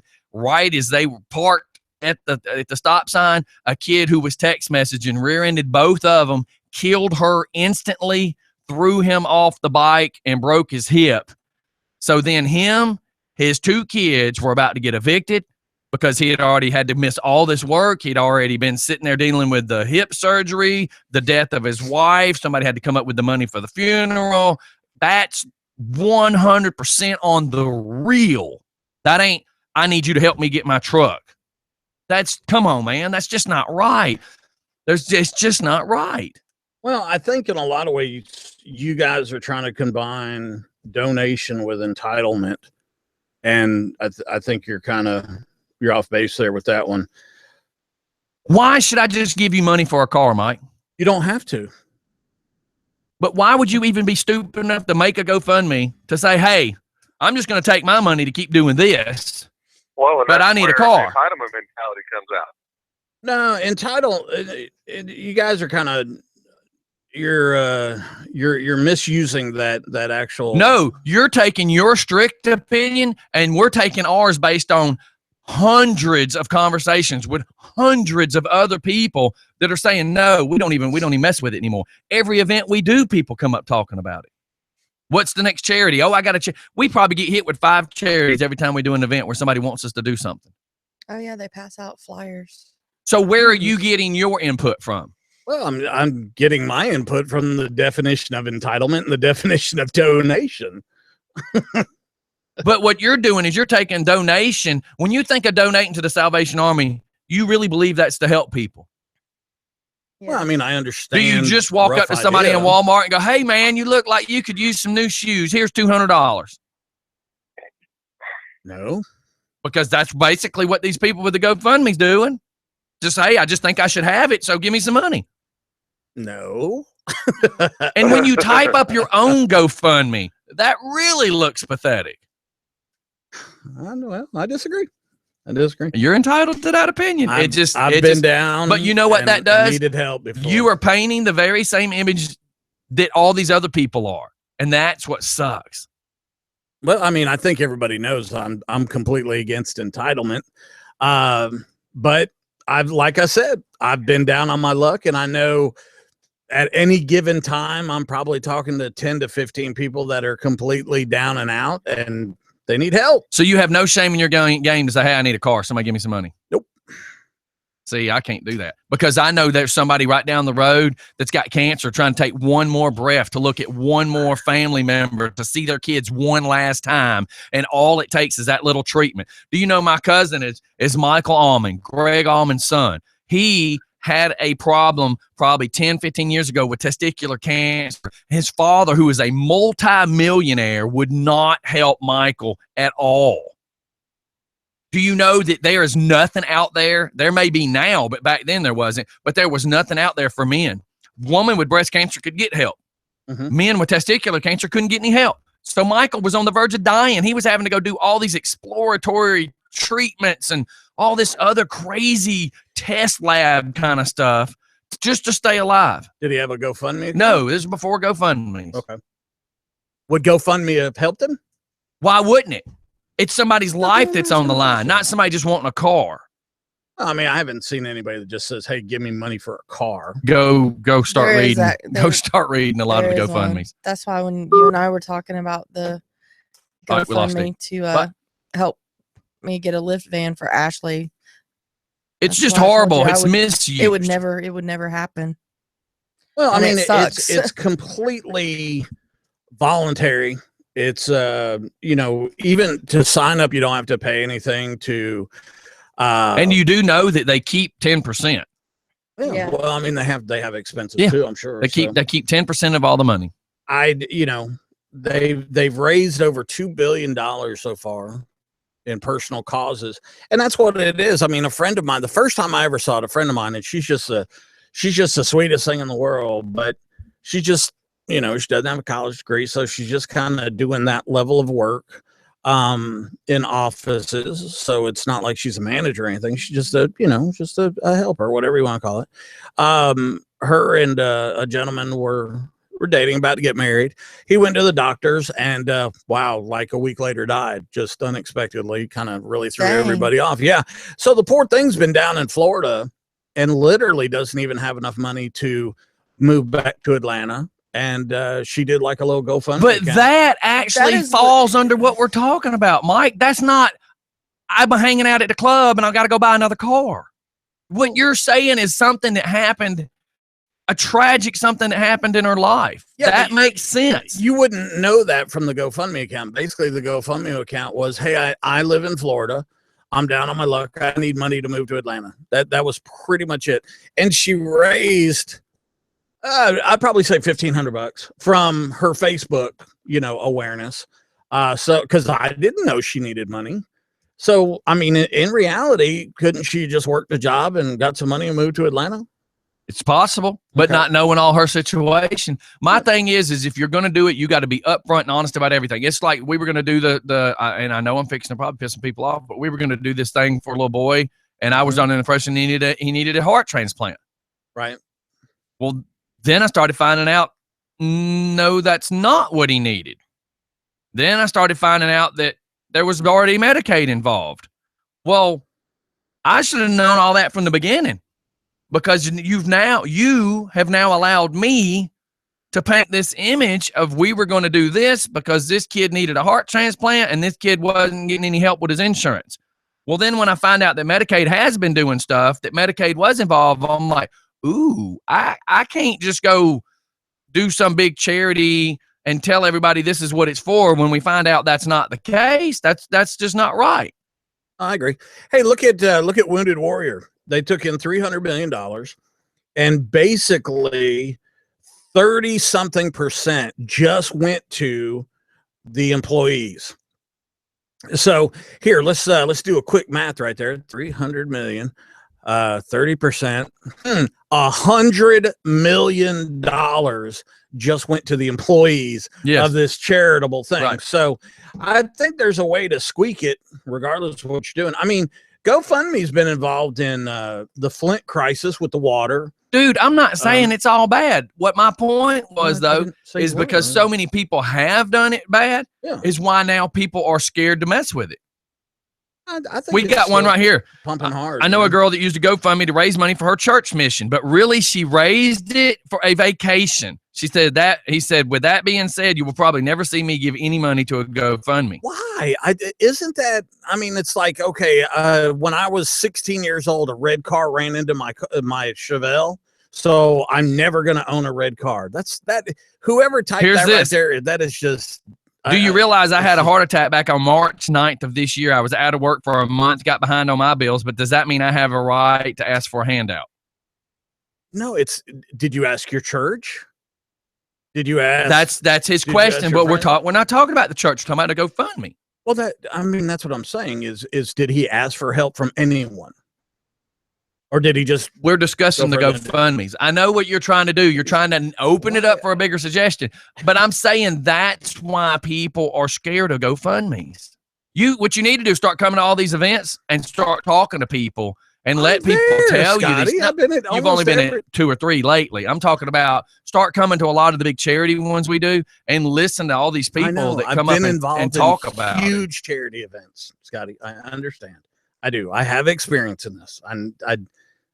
I have some, maybe not as much knowledge as you have, but I do have some knowledge of how this works. And I've been part of some extremely large charitable events. All right, man, here we're going to change subject. We've got Toby Cartledge telling me, can I mute y'all's headphones? I don't know if I can mute your headphones. I can mute your mics, but I don't know if I can mute your headphones. He's like, good morning, brother. He said the annual I'm not going to say when though. The annual fish fry is happening, and we eat at 4 p.m. He says it starts at 2. We eat at 4, and he says he hopes that you can make it, which insinuates me, not Mike. Mike, you don't eat fish anyways, do you? Just for fun? Well, no, to be a charitable event. Hey, it's Brett. Apparently, I'm not involved. I'm not allowed to go to those. Quit acting like you got your butt hurt. You're being a. We're after 9, so I don't want to use the word. You like to be a prick all day on all these shows and pick, and then we get on this one subject and you just can't stick to it. What bothers you so bad about this? Well, that's the point. I think I'm taking the other side of it. It doesn't bother me. It seems like it really bothers y'all. Because we work with these people all the time that are trying to stay alive. Okay, well, maybe they should get GoFundMe accounts. Oh, my God. Well, the problem with that, though, is I'm the one that had the heart attack back in March, Mike. Okay, well, I've had one too, so. All right, well, I'm 32 years old. I'm 51. Okay. I shouldn't be having a heart attack. It's your health. Unfortunately, unfortunately, it's my hereditary problem. Okay, but it's not everybody else's problem because of my hereditary issues. Okay. So therefore, I fall into that category of, yeah, I needed help. And I could have asked for help, but you know what? I'm a man, and I work for everything. Oh, wow. So men don't ask for help? Hang on. I'm not a Bernie Sanders supporter. Okay. So I don't need to ask for a handout and for the government to sit there and say, oh, you're okay. Here, we're going to give you $1,000 to sit on your butt to do nothing. Wow. I got friends that will go to work. I know you would go to work if you could every freaking day and bust your butt to make sure that people were taken care of. Absolutely. And I'll do the same thing. But I disagree with what you said, though. I mean, men do ask for help. It's not my responsibility to have to ask for help. I don't need to ask for help because I can go and work and make sure I take care of my things. After a heart attack? 2 kids that I got to support. Yeah, after a heart attack. So after a heart attack, you went right back to work. You didn't cause me to have a heart attack. But here's what I see. A hardworking American citizen who says, I will fight and work for everything I need. And then Mike decides today he's going to take this approach of being the devil's advocate and push on hey, if you can get it for free, why not? Right.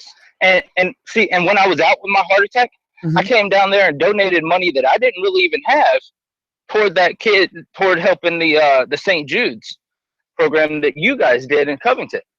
But that's my mentality, is because if I give back, I'm going to receive in tenfold, because that's how God is going to take care of me. I don't need to ask for other people to sit there and take care of me. God will take care of me. How about this one? I'm reading right here from one of our listeners that's just started listening within the last few months. I ran across one for a local horse barn fire, meaning stables. it clearly shows the GoFundMe was created 3 months before the fire happened. What? Say that again. See, that's the things, man. That's what I'm getting at. Somebody created a GoFundMe account for a horse stable that had caught on fire, but it shows you the create date was 3 months before the fire started. That's the kind of stuff I'm talking about. Well, I already said that, if we, because Mike and I talked about this with doing one for me for Ashley. Well, I shouldn't even say for me, but for Ashley, I already said, I would turn around and donate my van to someone that needed it. Right. Yeah, but let's be realistic. What happens with people is whenever we start talking about religion or God or this, everybody thinks God's listening to you. So when you say, if you help me, I'll give you the old van, you're just trying to make, in reality, you're just trying to make yourself feel better. Because it's a POS van, it. He doesn't mean that directed at you. No, I'm just saying he's being I that guy today, so race. he doesn't mean you I said personally. the human race, right? Is what I'm saying. We all do it. Look, how many times have you sat there just wondering, wow? I don't say if you give me a beer, I'll give a beer to the next guy. I don't say that. Okay. How many times have you sat there and went, gosh, if I won this $400 million on the lottery, I'd give so much to my church. Yeah, we I never said that. I said I was going to build my own church. Yeah, the same thing. So you're saying now, if I win that $380 million, I don't have to give you the $1 million I said I would? Did you say you were going to give me $1 million? Yes, I actually just said to Philip Snow the other day that I would give him $1 million, you $1 million, Stephanie Travis $1 million. My lifestyle is so different. If somebody just walked up to me right now, came to that door and said, Military Mike, you are so funny and good looking. Here's $1 million. Do you realize I would hand it back to him? So you're saying to me that when I said I was, what you were saying a little while ago about if somebody wanted to give you money for a car, you would take it. But he's trying to be that devil's advocate on the show. It's my job to take the other side of the conversation. If we all agree, it just so happens though he picked today to do it on something that I'm very passionate. If we all agree on the same topic, dude, this show's going to be boring. So let me ask this. So let me get this right. When I said I wanted to buy like a subdivision that was never finished and have about 300 acres of total, and I was going to build you a house, right? Give you a house free and clear, right? Give you a $500,000 RV and $1 million. I don't have to do that now. No. Okay, cool. Scotty, I wouldn't know what to do with it, dude. I mean, seriously, look at my lifestyle. Look at the way I dress. Look at what I did. I did say the other day though that if I did win that kind of money, I picked out this really nice house. There's two big white houses on Floyd Street. I said one would become the radio station, and Mike would have to live upstairs so that somebody would always be there at the radio station. Yeah. And he would have the whole upstairs, which would be cool for him. And I said, then I just get the house next door. I learned, and this is my spirituality, is I learned about 10 years ago that all of these material things are so completely and utterly worthless. They do, as you said, they're material. Yeah, you're not taking it with us. Yeah, you can't. And you didn't come with it. That's my mentality. If I have to go out here and bust my butt to work for the things that I need and for the things that my kids need, sure, everybody else should be able to just do the same thing. Well, okay, watch this. You're disabled, and you're still working, right? Well, I got that's what you want to call it. Listen, hey, I want everybody to, while I can quickly have this while I've got this on my phone before it disappears. We're in the 5th month, right? Yes, sir. Yeah. Okay. March is the 3rd month, right? Yes. Yeah. So this right here, GoFundMe, help rebuild Pure Horse Play. I don't understand what that means. It says that this page was invented 4 months ago. And it says that we lost our place on March 11th. Okay. If we're in the 5th month, yeah, and it's 4 months old, yeah, the math ain't and working. the fire happened on the 3rd month. Well, dude, there's gonna be. You see what we're saying? There's gonna be corruption, but look, I'm telling you, and even Brent here, I want you to understand this. That look, dude, I work with so many guys that are these big, burly, tough Taliban killing mugs. Okay, these guys are badasses. These guys are so amazing. When they were in combat, they did above and beyond the call of duty every second for a couple of years with me when we were overseas. I pushed these guys so freaking hard. My point is that when they get back and they're suffering from mild traumatic brain injury, they got the burn on the side of their head like I do, or a freaking post-traumatic stress disorder, they think just like you, Brett. They think like, no, but the thing is yeah, but those guys actually deserve a little bit of help. Hell, he had a heart attack. The dude had a heart attack. How many, people have heart attacks every 40 seconds in this world? I'm just a statistic. What the hell does that have to do with anything? Look at the soldiers that commit suicide and leave their families. They need help. 22 people a day are committing suicide because they got that same attitude, Brett, is that I don't need help. I'll work through it. No, it's not I don't need help. See, if I had a mental illness, then I would seek help. Dude, you have a heart illness. I had a heart illness, so I seek the help. I didn't sit there and say after the heart attack and think, oh, well, continue thinking when the first symptoms came on and that it was just dehydration. Shut up.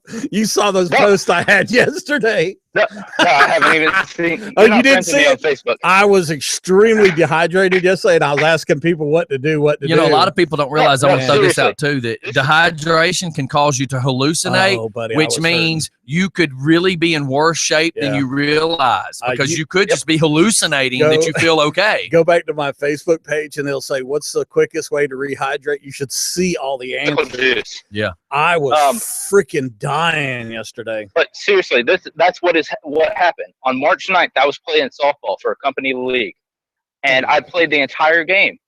After the game had finished, that's when I had my heart attack. Yeah. I was out there running, busting my butt, having fun. And then when I come into the dugout, that's when everything hit me. And it was the first signs were dehydration. Yeah. Faint, vomiting, just dizzy. Right. So I sat down, tried drinking water, and then I ended up vomiting. Then the next thing I know, I'm driving home thinking still it's dehydration. I have Bethany driving me home, and we're passing by almost to a fire station, and that's when my chest started burning and my left arm started hurting. I know, man. And I said, go to the fire station right now. Yeah, man. I just said, you know what, maybe I'm having some heartburn from vomiting. Well, my dad did what you're describing. He was just trying to crack a pressure washer. Yeah, it's crazy. And he kept on and on and on. And 20 minutes into it, he wasn't feeling good. He goes in the house. And my mom looked at him and said, something ain't right. And he didn't want to listen. He didn't want to go to the hospital. And 2 hours later, they're like, you're not getting any better. Yeah. And that's when they've had to go put like 6 stents in. All right. Yep. I'm going to do a GoFundMe account today, and the only purpose for the GoFundMe is experimental account, only. It's the problem is in military mic, not which is for fun. I don't want to listen. Though the problem is this. The problem is this right here. It doesn't matter if you say live right now in front of everybody that it's experimental only. Your problem is your name's going to be on it, and the judgment's going to start the second that you hit send. We'll never get past it. No different than one of the videos Alex did, and Just for Fun is on the wall, and I've gotten 10 phone calls over that video because this is going to be specific, and it's going to say the only reason I'm doing this is to see if people are dumb enough to just give me money. Yeah. Hey, man, I hate to do this until you cut you off, but we need to shift to commercial, brother. Thanks for calling in. All right, Brett. I hope you feel all right. All right. Bye-bye.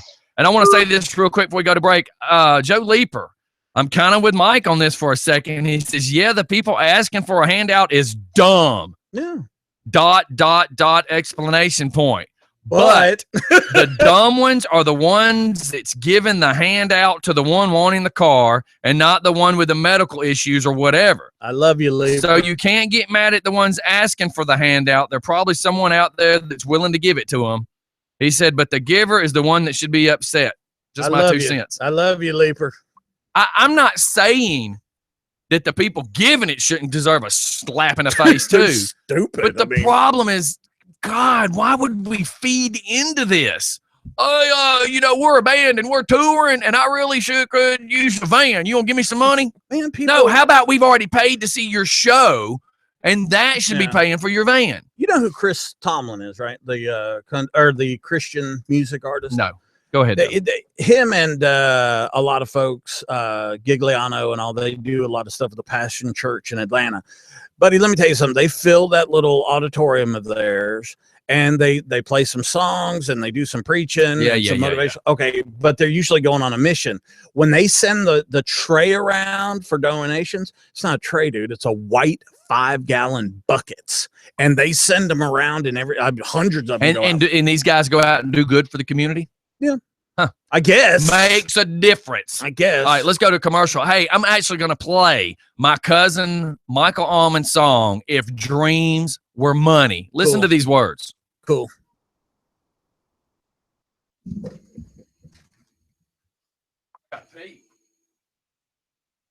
Oh, you almost tapped the jewels, man. It's kind of cold in here today. What? It's kind of What's cold that in got here to do today. with tapping his jewels? You'll explain why it's cold? I don't want you to open the door. At this point,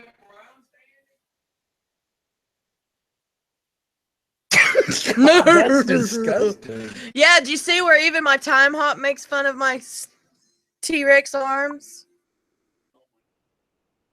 See, so listen, in the mornings, because I get it 67 degrees in here when we go to bed, I go into Zaylee's room, I turn the heater on 85 and crack her door so it kicks on and off, but it gets that room because she has to get naked, change her wet diaper and all. So in my mind, I don't want her cold.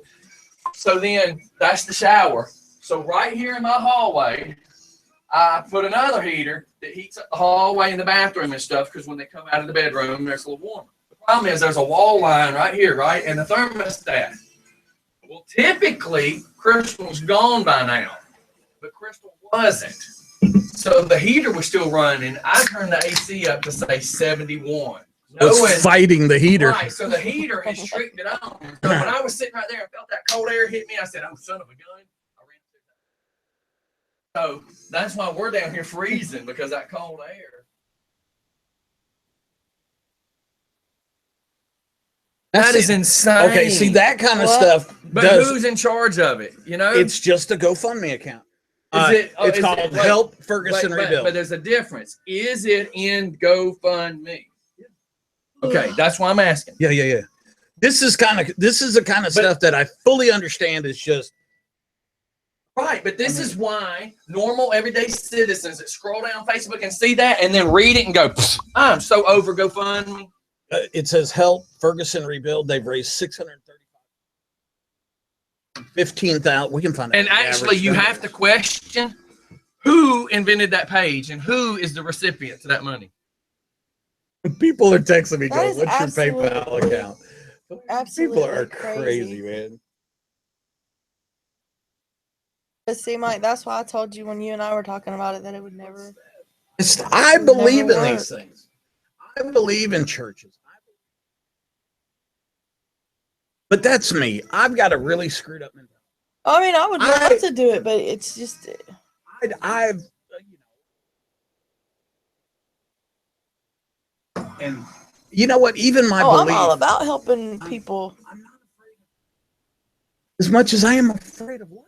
You know, I hate to say it that way and go all biblical, but yeah, man. I mean, my best friend, her and her family, they didn't have any food. She had kids. Travis and I put our bank account in the hole to get them groceries because did we ever get paid back? No, but.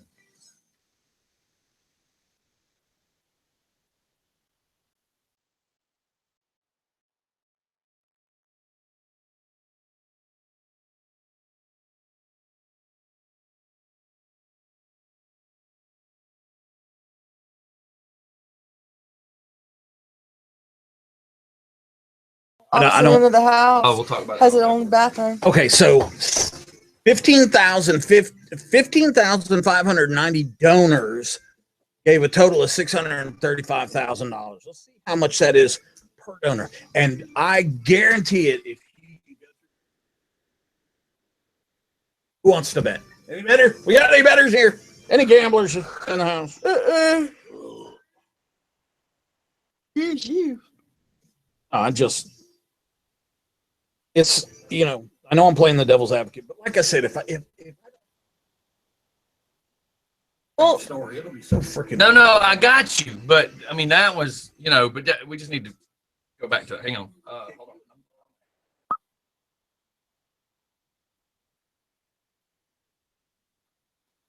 He's trying to think. I mean, I would love, just for the plain and simple fact that I know she's still on that lift van. I would love to create a charity to help raise money for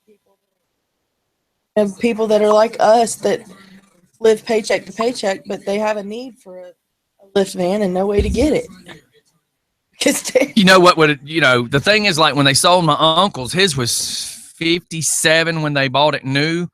And when they sold it for friggin' $18,000. And it was only like 2.5 years old. And I told my grandma, I was like, why are you selling it? Hell, I could have kept it and used it for my work because I could have used the lift to get my friggin' cabinets in and out of the van. Yeah, that's just something that's strong that, I would love to start a charity to help. Because I know how hard. Problem is charities, man, are so hard nowadays. Yeah, and I know how hard it is not having one. You see the new one? It's just so many people have been burned, dude. See the new one that's out? What? It's called.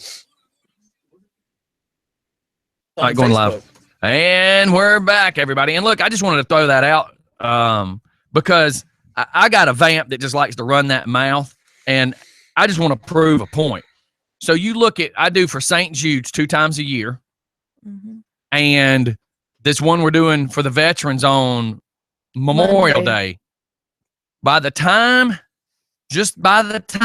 you do, excuse me? Mm-hmm. What? You don't remember the you don't realize what we do for the Ride for America? Okay, on this weekend coming up. Monday. Yeah, okay. Monday. Well, you were there that one time. Yeah, Memorial Day is for people that have passed away. Veterans Day is for veterans. I'm telling you what I'm doing it for. Yeah, okay. This I'm sorry. I just misunderstood. You're getting confused. Yeah, okay. But what this is what we do on, because now you're going to take away from where I was going. Yeah, so that he can tell what the ride. Yeah, now let me fix this. So all men or women that have lost their life in combat. Are you with me? Oh, yeah. Okay. There's a thing called the Legacy Fund. Do you know what that is? Yes, sir, I do. Okay. For everybody else that don't, if you have a father or mother that was killed in combat, this will give you a free scholarship for college. Yes. What about if you were in combat but didn't die? No, sir. No, they have. This is designed for these children that are now missing a parent and don't have the benefits of having their parents. Yes. And so that's what the Legacy Fund's for. But anywho's, if you count what I do on the Memorial Day and then spring and fall, if you only look at those 3 times, that's $5,400 I give away a year on just those 3. If you look at what I did Saturday morning, that was $750 I just gave away. What'd you do Saturday morning? The 5K run. Did you run? I ran back and forth to that bus. I'd say because you're kind of a fatty. I was up at 4:30 in the morning, loading by 5, loaded and leaving by 6, 6:15, pulled out of the driveway, 6:30, like a school bus. I picked up the little boy for school, and then we were down there by 7 to get ready to unload. Hey, but if you look at my normal day, if I give away a day for a charity, it's $1,000 every time I do it. Oh yeah. And then I got these people that want to talk smackaroo. Hey, I probably give away $12,000 to $15,000. What's a year? Like it's nothing. You said it was but it's what I do. Is it the American Legion legend? Oh, I can't. It's an American. Oh, yeah. Why are you doing it? It's called the Legacy Fund. It's just called the Legacy Fund. The Legacy Fund, and all the.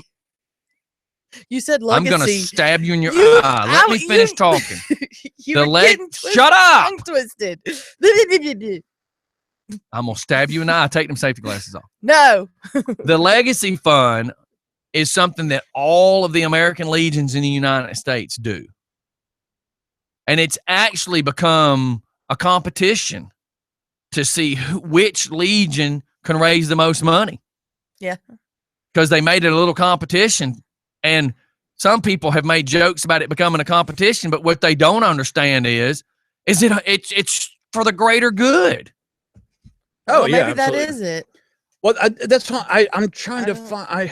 Yes, Steph. Next time you try to fix me with your redneckanese. Remember Well, that you were can barely. saying legacy. I was trying to get it out of my mouth until everything got twisted to begin with. Hear the words coming out of my mouth. So, anyways, yeah, come on. Mm. I'm a member of the DAV, the Disabled American Veterans, and I was the senior vice commander of our post in Jacksonville, Jackson, Georgia, for the VFW.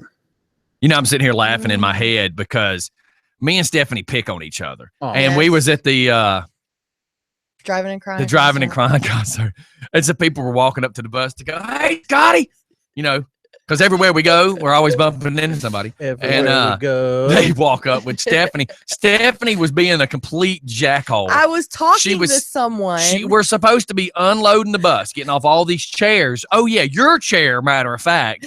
So I'm going from the back of the bus to the front of the bus where the steps are, setting them down. Travis is going, I'm going to mute you if you don't stop. So Travis is grabbing the chairs and walking over and setting them down where the table is.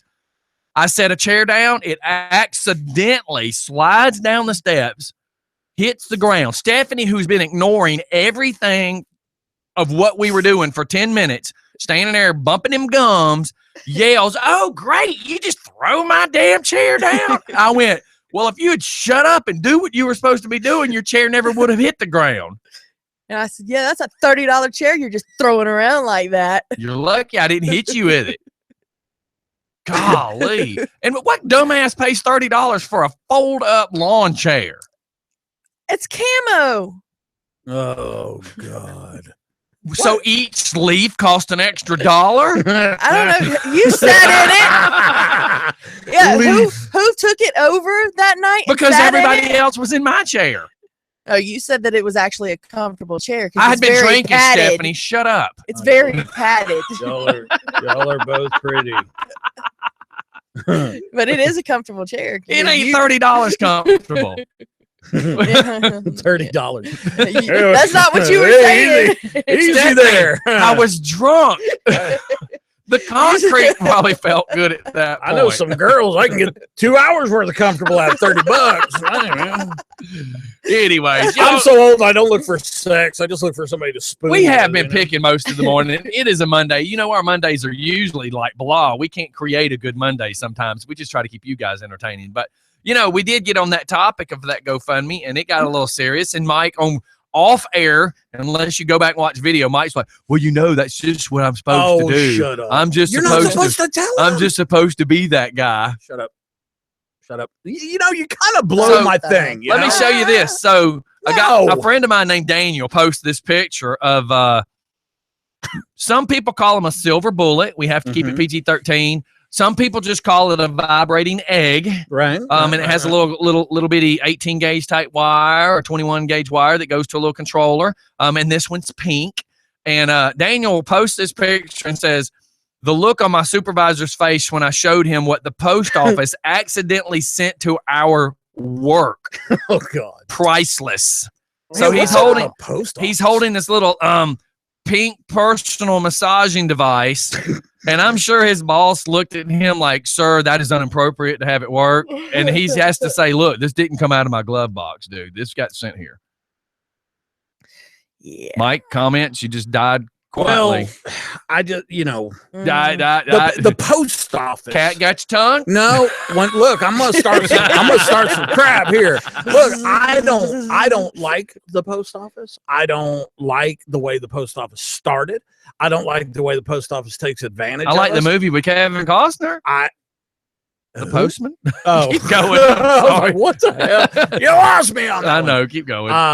Now these guys are delivering their postmen out on Sundays. Yes. Which, okay, look, let's be honest. Snail mail has been cut down dramatically, right?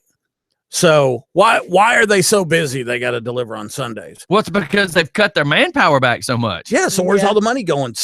Come on. Do you know how much we're paying for a stamp? Oh, I know. I had to go mail some stuff the other day. When I had to mail stickers to Germany, I'm like, holy cow. And it was, I can't remember what it was now. It was like $4 or $5 just to mail a letter. Probably $4.95 to Germany. And then Australia was roughly about the same amount. Well, here's the part that kills me is that, I mean, I understand, but the network is set up. But the U.S. Post Office is not a federal agency. They fall in that little creepy area. Well, like the IRS, we don't work for the government, but we are the government, but we're not the government. Yeah, and if we start bugging you for money that you owe us, because we need to collect money for the government, that is. Did you just hair biscuit? No, my phone just vibrated. But it's being on that cup. No, it's on that cup, and it made a noise. I'll go back to the video and look at that because it looked like somebody did no, one I was cheek just moving. sneak. No, but you did the one cheek sneak, didn't you? Could you stay on topic? Oh my God! What ain't over there at her? I'm gonna stab you in the eye with a pin. Oh, I thought I lost my mic. Could you go back to where you were on topic? I don't like the post office. I know I'm gonna. If I keep going, I'm gonna piss people off. Because look, the post office is a freaking joke, and y'all know it. You know what people do now, Scotty? No, okay, tell me. Let's say, oh, wise one. Look, I'm selling this. Okay, so I'm on Facebook and I'm doing a GoFundMe account. I'm selling a Blue Monster can. And Stephanie says, "Hey, I'd like to buy that Blue Monster can." Well, the thing ain't worth but 10 cents, but I'm going to charge her. The post office is going to charge her $5 to bring it to her. But here's what the companies are doing now because the laws have lightened up. Hey, it's only 99 cents, Steph. All you have to do is pay shipping and handling. How much do you think they charge for shipping and handling? Freaking $19.99, and it only costs $5 to ship it. So the company is pocketing the other $15. And I will give you examples. Go to freaking eBay and look at silk scarves from China. They're only 99 cents. There's just one problem. They're about $40 a piece. Oh, that's a scary damn picture. I'll go back to it. Yeah, you can get beautiful silk scarves out of China. It's just like the damn iPhone. It costs something like a nickel more to get the bigger, memory. When does it stop? It's never going to stop. Welcome to the world. No, even screw you over for $1. Even in church. Oh God, please don't put the word church in after I said screw you over for $1. No, well, Pastor Dave, my pastor wants to come on the show this week, Thursday or Friday. Great. If I would have saw your post earlier, I would have showed up to your church. By the way, really? Yeah, I was debating. I was tired and had a little bit of a headache. So I didn't go to see Dwayne because I was supposed to go to the Discovery Point. They were doing like a real good rock and roll morning, and he had been telling me all week, like, brother, this will be the one that'll hook you if you just come. And I woke up and it was like 7:30. Then it was 8, and then 9:30. I'm like, I got an hour, and I was like, I just couldn't motivate myself to get up. Yeah, Sunday, especially people don't understand. Well, we had been on the show Saturday, but Saturday morning, I was up at 4:30, and we got home at 11:30 that night. So for everybody who wants to talk about how cush my life is, think about this. We left at 4:30 in the morning. And I got home at 11:30 at night. Yeah, everybody thinks this is kind of like easy. But do 5 shows a week in the morning. And then Saturday. And then I've got my night show. You're doing stuff every weekend. Steph, you've got Ashley and a husband you got to take care of on the weekends. You know what? Sunday afternoon, you're like, oh, yeah, I'm going to get this done. No, you're not. Well, think about this. I lay down and go, ow. Here's where I keep making the joke. Because like Tubby being smart to me the other day. Now, I know he's picking. But he's like, well, you don't do nothing all day. I'm like, I get done with the show. And then I have to leave, and I usually go see a sponsor. Then I get back here at 3:00, try to just decompress for a few minutes. Why? Because not only is my wife and Zaylee coming home, there's a night show I got to be part of helping. Yeah, absolutely. Alex says I don't really have to do a whole lot, but I still have to be here. I still have to come downstairs. I still check on them, make sure everything's okay. You still got to help me. But then Wednesday, I got to be here to help Mike. Monday, I got to be here for my wife. Tuesday, okay, so Monday night, I got to be here to get the show started for my wife. So that means I do my morning show. I leave for a couple hours, come back home, but I'm here. I have to be here every morning. I have to be here every night. Then the same thing for Tuesday, same thing for Wednesday, same thing for Thursday. And then Friday, what? You're ready to decompress a little bit on Friday night because Saturday morning you got to do something. I say Friday nights 6 we go days out a drinking. week, man. Let's go out Friday nights drinking. Let's make it a thing. And Tubby, you still ain't done shit. Okay, so I do love Tubby to death. Now let me just say this: I can't. I'm gonna have a sappy moment for a minute, Tubby. Go ahead and get a napkin or a wet wipe. I can't tell people enough how impressive it was for the first time for him to come in here, because nobody has a clue what nobody knows what it takes to do what I do. And that guy walked in here and goes, holy cow. Because he knew it.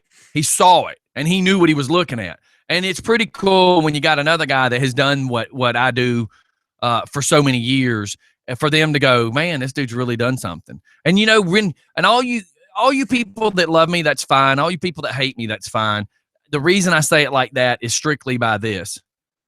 While y'all go to your jobs every day, and I'm not knocking you, but I've created something. Like my stepfather, who has never been a hugging, loving, touching kind of guy.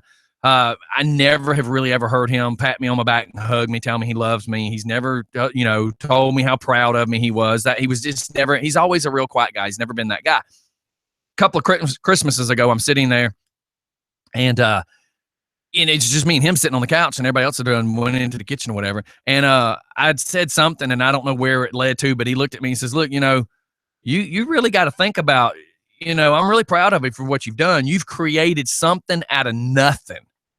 Like, it's not like I decided I'm going to open a shoe store because there's already shoe stores.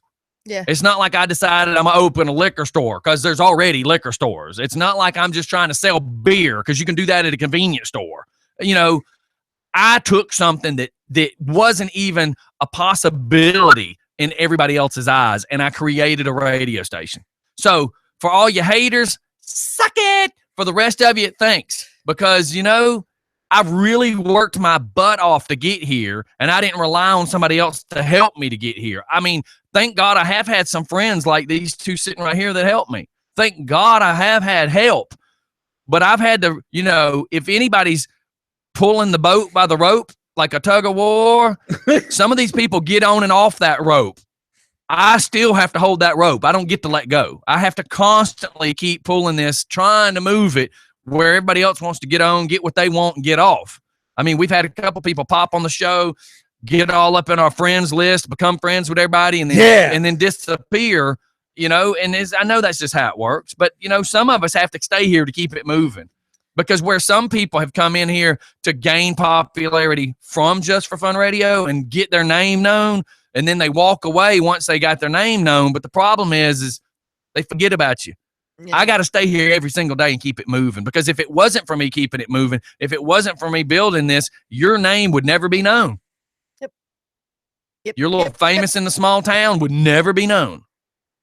I just have to keep doing it. So sorry, that's my second there. Well, what they also have to realize is out of sight, out of mind, they get forgotten about. And I'm sexy. Mike, let me tell you, no matter how popular I try to make you, no matter how much I try to make this camera look more thinning, I can't save it. YouTube adds like 100 pounds. Hell, it sure does. Yeah, it does. They don't have a sexy meter on it, though. I wish you would break it. Man, I'd look like the Wi-Fi thing. I'd be like, sexy. Sexy. Extremely sexy. You'd be like the Comcast versus dial-up. Oh man, on your speeds. Look, we got to shoot to a commercial real quick. We'll be right back. I know we overtalked everything. We'll be right back, everybody. It's what we do. Yeah, look, check this out.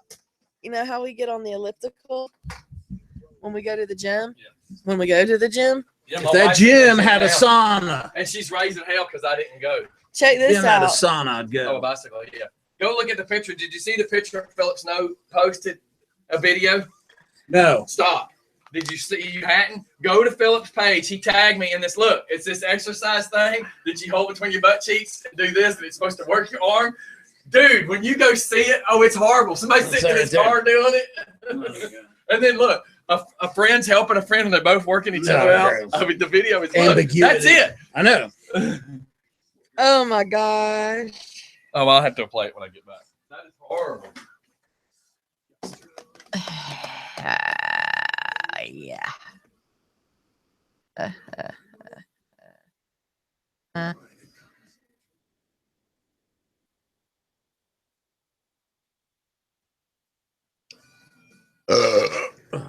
I love competition.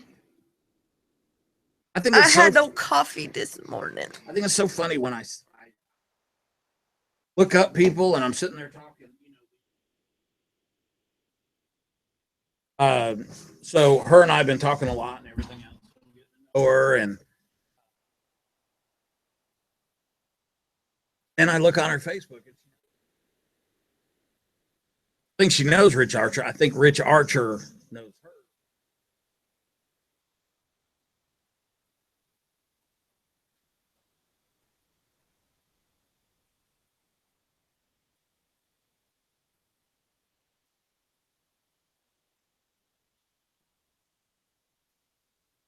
Did you go see Todd the other day? Yeah. How's He he wasn't doing? there. No.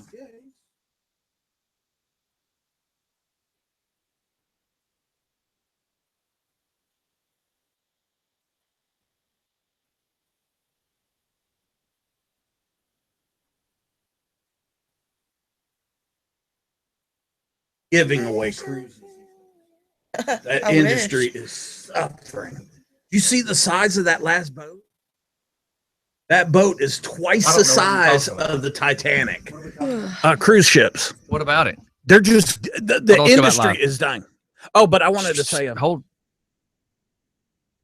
And we're back real quick. I know we were down to 10 minutes. You were discussing while off air about a cruise ship. I was really lost with what we're talking about. Well, first of all, I wanted to finish what I was saying about church. We even started talking about people starting to do the right thing in society. Yes, is stop ripping people off. But we were really blessed. Congressman Heiss was in attendance with us at church. I have got the coolest little church. It's the First Christian Church of Monroe. And it's such a great little congregation. I love it. Okay, I was talking about the cruise industry. They are giving cruises. That industry is struggling so freaking bad. They just built a ship that's like twice the size of the Queen Elizabeth. I mean, good God. Titanic, I saw something the other day that was a cruise ship that was just insane. I'm thinking, like, how is this possible? Why do they do that? I mean, the industry, every time they go out and they come back, somebody's getting sick. And, you know, because I imagine it's damn near impossible to keep those ships clean. Pulling up some pictures now. Because I saw some new one like this one. Yeah. Look at the size of that. That's crazy. How many people can sit on that? And how about this? So we were talking about going on a cruise, and they were telling us the price differences. And if you get this cabin, blah, blah, blah, I'm like, you do realize that I only need a sleeping room like the Motel 6. And they're like, but it has such a lovely view of water. Yeah.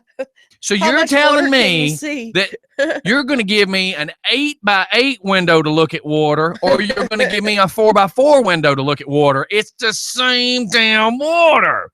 And I really only plan on being in there to sleep, because I can walk out to the Aloha deck and look at the same water that I can look at in that expensive ass window. Well, I guess what's the point? But it would have to definitely be a room bigger than a closet, though. Unless it's like the Titanic and they're telling Leonardo DiCaprio that he can't go to the top deck, that he's got to stay at the lower deck, then it doesn't matter to me where the room is. Well, I'm really Stephanie, you just want a room closer to the bar. No, don't lie. no. Look at the size of it. It's bigger than the damn building it's next to. Wow. I mean, oh my God. These pictures are insane. Okay, now here's the I've deal seen too. one in real life too, and they in real life, really? Check out that It's too one. funny how you said that. I've seen one in real life. I mean, up close and personal when we were in Orlando. Excuse me. Redneck. That one's bigger than the city, man. I'm sorry, Redneck. Look at that. Look at this. my Watch this one. Look at that. Love that dude. That's Is that insane or what? crazy.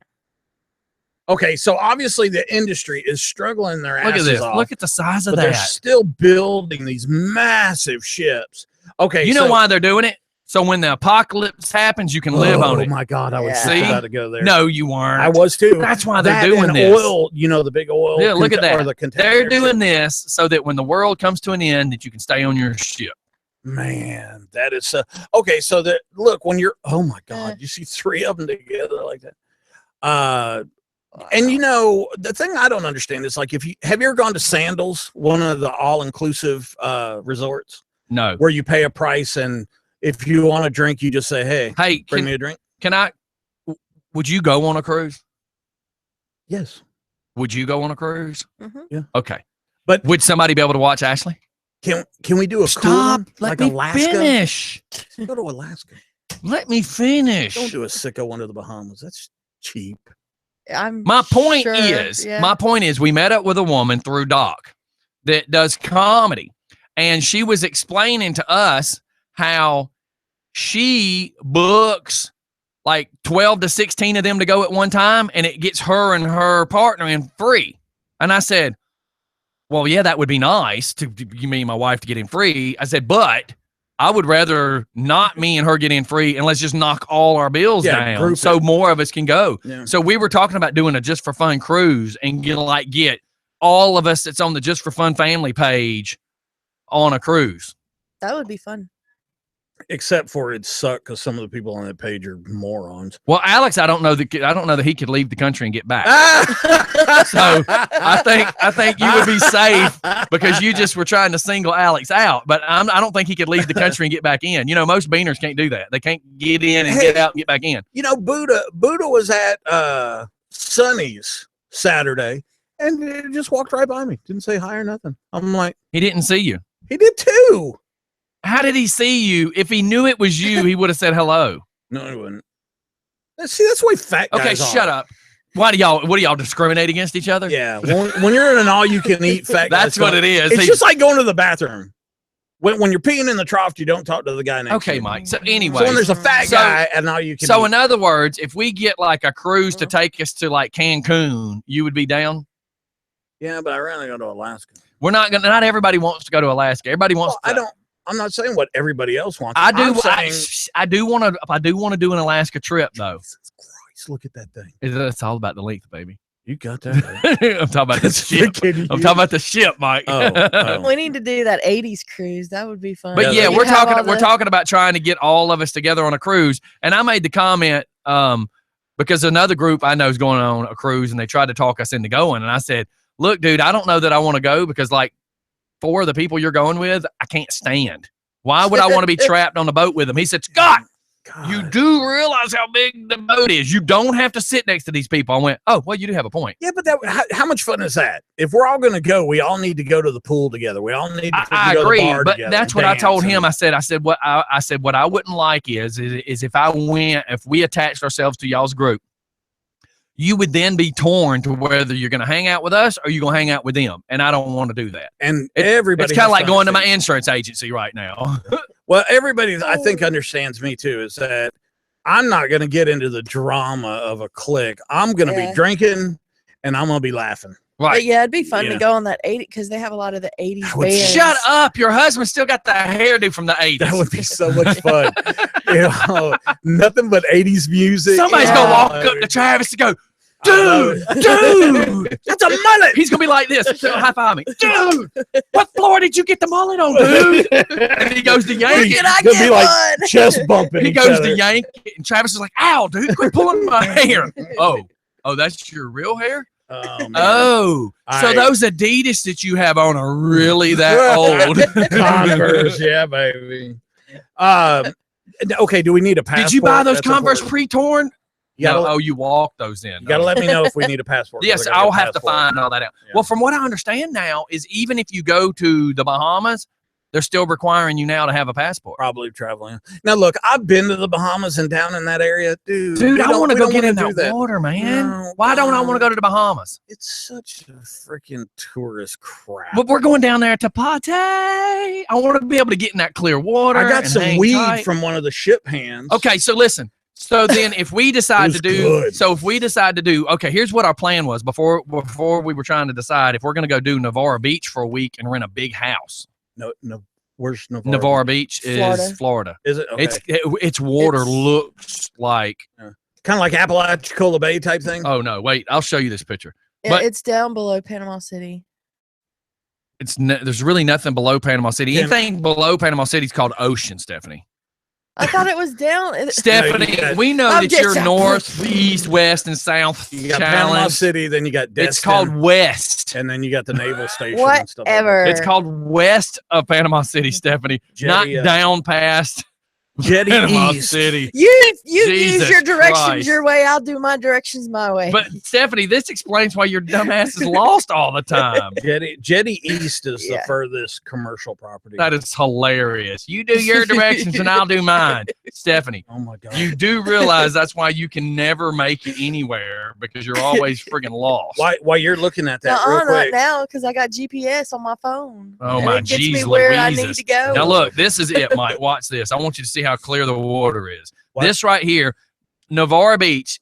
I tell everybody you can walk out to where the water gets up to your chest and you can still see your feet. Oh, Look at man. this white sand. I've never been on a beach that had truly white sand and Mhm. clear water till I went there.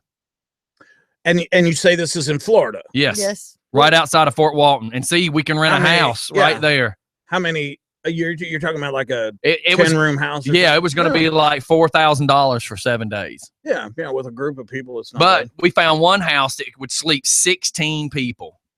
Yeah, my brother does that at Damn. Apalachicola Bay. He gets a big house, but all of his kids and grandkids Right. and stuff go.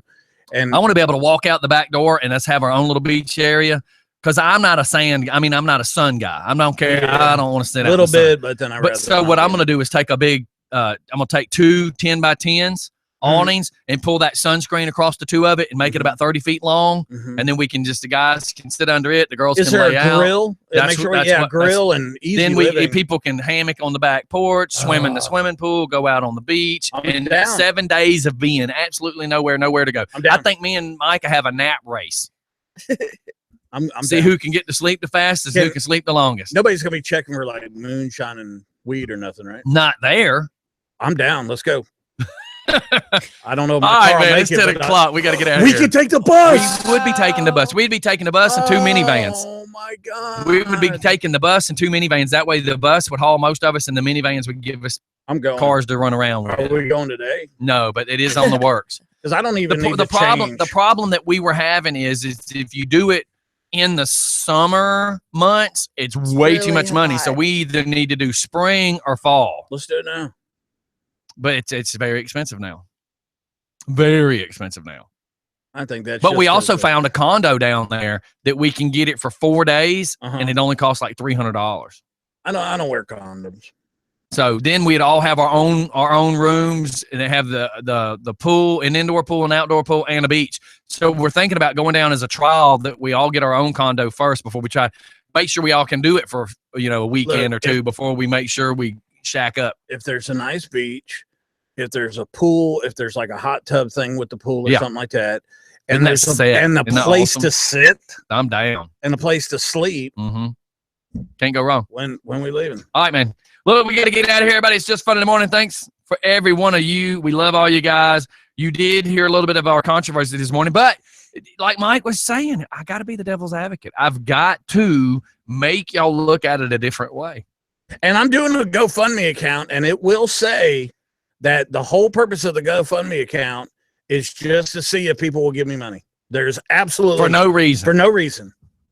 I'm going to say it. I'm not going to say. Obviously, I'm going to give the money to a charity or something. Right. But the whole point is nobody's going to really. Well, in know there that. say I may or may not do it. I may or may not give No, it to a I'm charity. not going to even say that. I'm just going to say, hey, give me money Right. and see if anybody. And See I'll if put it on anybody- Facebook and LinkedIn. And Joe all that Leaper stuff. be the first person. Yeah, man. and have all of us share it. And Alex will do it. Alex will do it just to prove a point. Well, that's it. Yeah, I'm doing it, man. I'm doing All right, man. We got to get out of here. See you guys. Yeah, it's cold. Scottie's freezing us down here. Oh, it feels awesome. All right, man. Everybody have a great day. We will see y'all on the flip side. Thanks for hanging out Hey, with us. Monday night, is she doing the show tonight? No, it's on hiatus. It's on hiatus right Hiatus, now. okay. What it is until school gets out because we moved it to make it a little easier for Ashley, but now it's at the end of the school. So she's like super swamped with her kids and cheerleading camp stuff. And I mean, it's just like, wow, I didn't realize there was so much stuff. But Yes. when you have 2 little girls that are active in drama, cheerleading, Yeah. all sorts of stuff. One of her daughters, is into like the whole CSI stuff, and she, Cool. she did a CSI camp one time, and I think they're doing that again. I mean, it's just super, super busy this time of the year. Okay. That's And why I then was trying Alex- to explain it to somebody a couple weeks ago when they made a comment about, well, I don't see a whole lot of people flowing in and out. And I'm like, dude, this is the busiest time of the year besides Christmas. Yeah. Now, Alex, he said he's going to try to do something remote, but more than likely Tech Talk, usually on Tuesday night, 7 o'clock with Xander Mack. It may not be there because of the election in Georgia. Right. And we have a lot of people that we, have Brett, I want to go. Don't leave me out. Oh, you'll have a heart attack. You're staying home, Beth. I'll add you to the Just for Fun. See, we got all these secret pages, man. I got this secret page called the Just for Fun family. If you're in like Flynn, you're on that. You're in there. Yeah. That should tell you something. If you're not, that should tell you something. You're a light. You're a like. Now everybody's going to be hitting I'm just you picking. up. Yeah, everybody's going to be like, dude, you need to put me up on that friend. I don't think Toby's on there. So, huh? I said, I don't think Toby's on there. there. I don't think Toby is either. Fill in the blank. But now, like the motorcycle page that I've invented, yeah, man, there's people everywhere saying, dude, you need to like put, oh, shit, I got to go do that now. I just thought about it because I bumped into about 4 people over the weekend. It says, sir, I keep hearing about this motorcycle trip, but you've got me on this page that you can't see, blah, blah, blah. Yeah, so, yeah. I know exactly how they feel. Yeah, man. But I'm on the page now. Okay, so then Wednesday night, hey, 7 o'clock, The World According to Mike with Military Mike. That guy's crazy. Call in, tell him to shut up with his variable speed co-host. And Thursday night, unfortunately, we still have Jacob doing a remote out of Tulsa. What happens in Tulsa should stay in Tulsa. It's the music guru. It's Jacob with his own brand of roughage.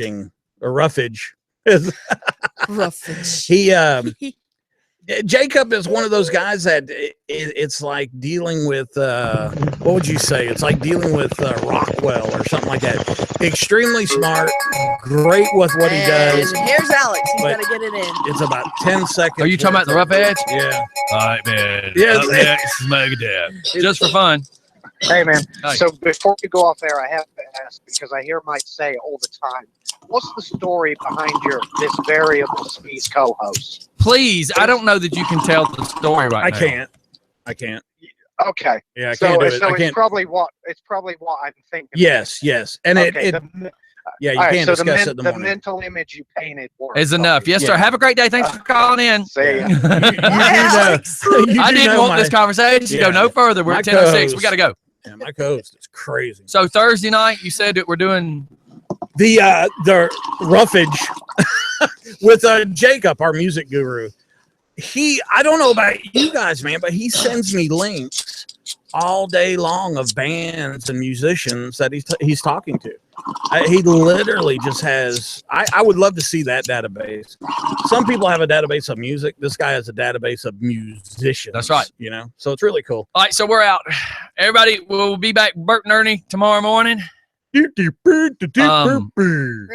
We have all our sponsors fixing to play, followed by dun, dun, dun. Pink Floyd's Money, since we kept talking about the GoFundMes. And Mike was like, I'm going to make one that says DJ Scottie needs a haircut. I'll do it, man. No, don't even put my name on it. All right. Well, President Obama confirmed the death of the Taliban leader, which is... What's that got to do with money? He's probably been dead forever. Yeah. So, hey, we love you guys. Y'all have a great day. We'll see y'all tomorrow. Shockaroo! Bye, y'all. All right. See y'all later. Bye. It's just Bye. Bye. Do it just for fun. Just do it. Like Nike says.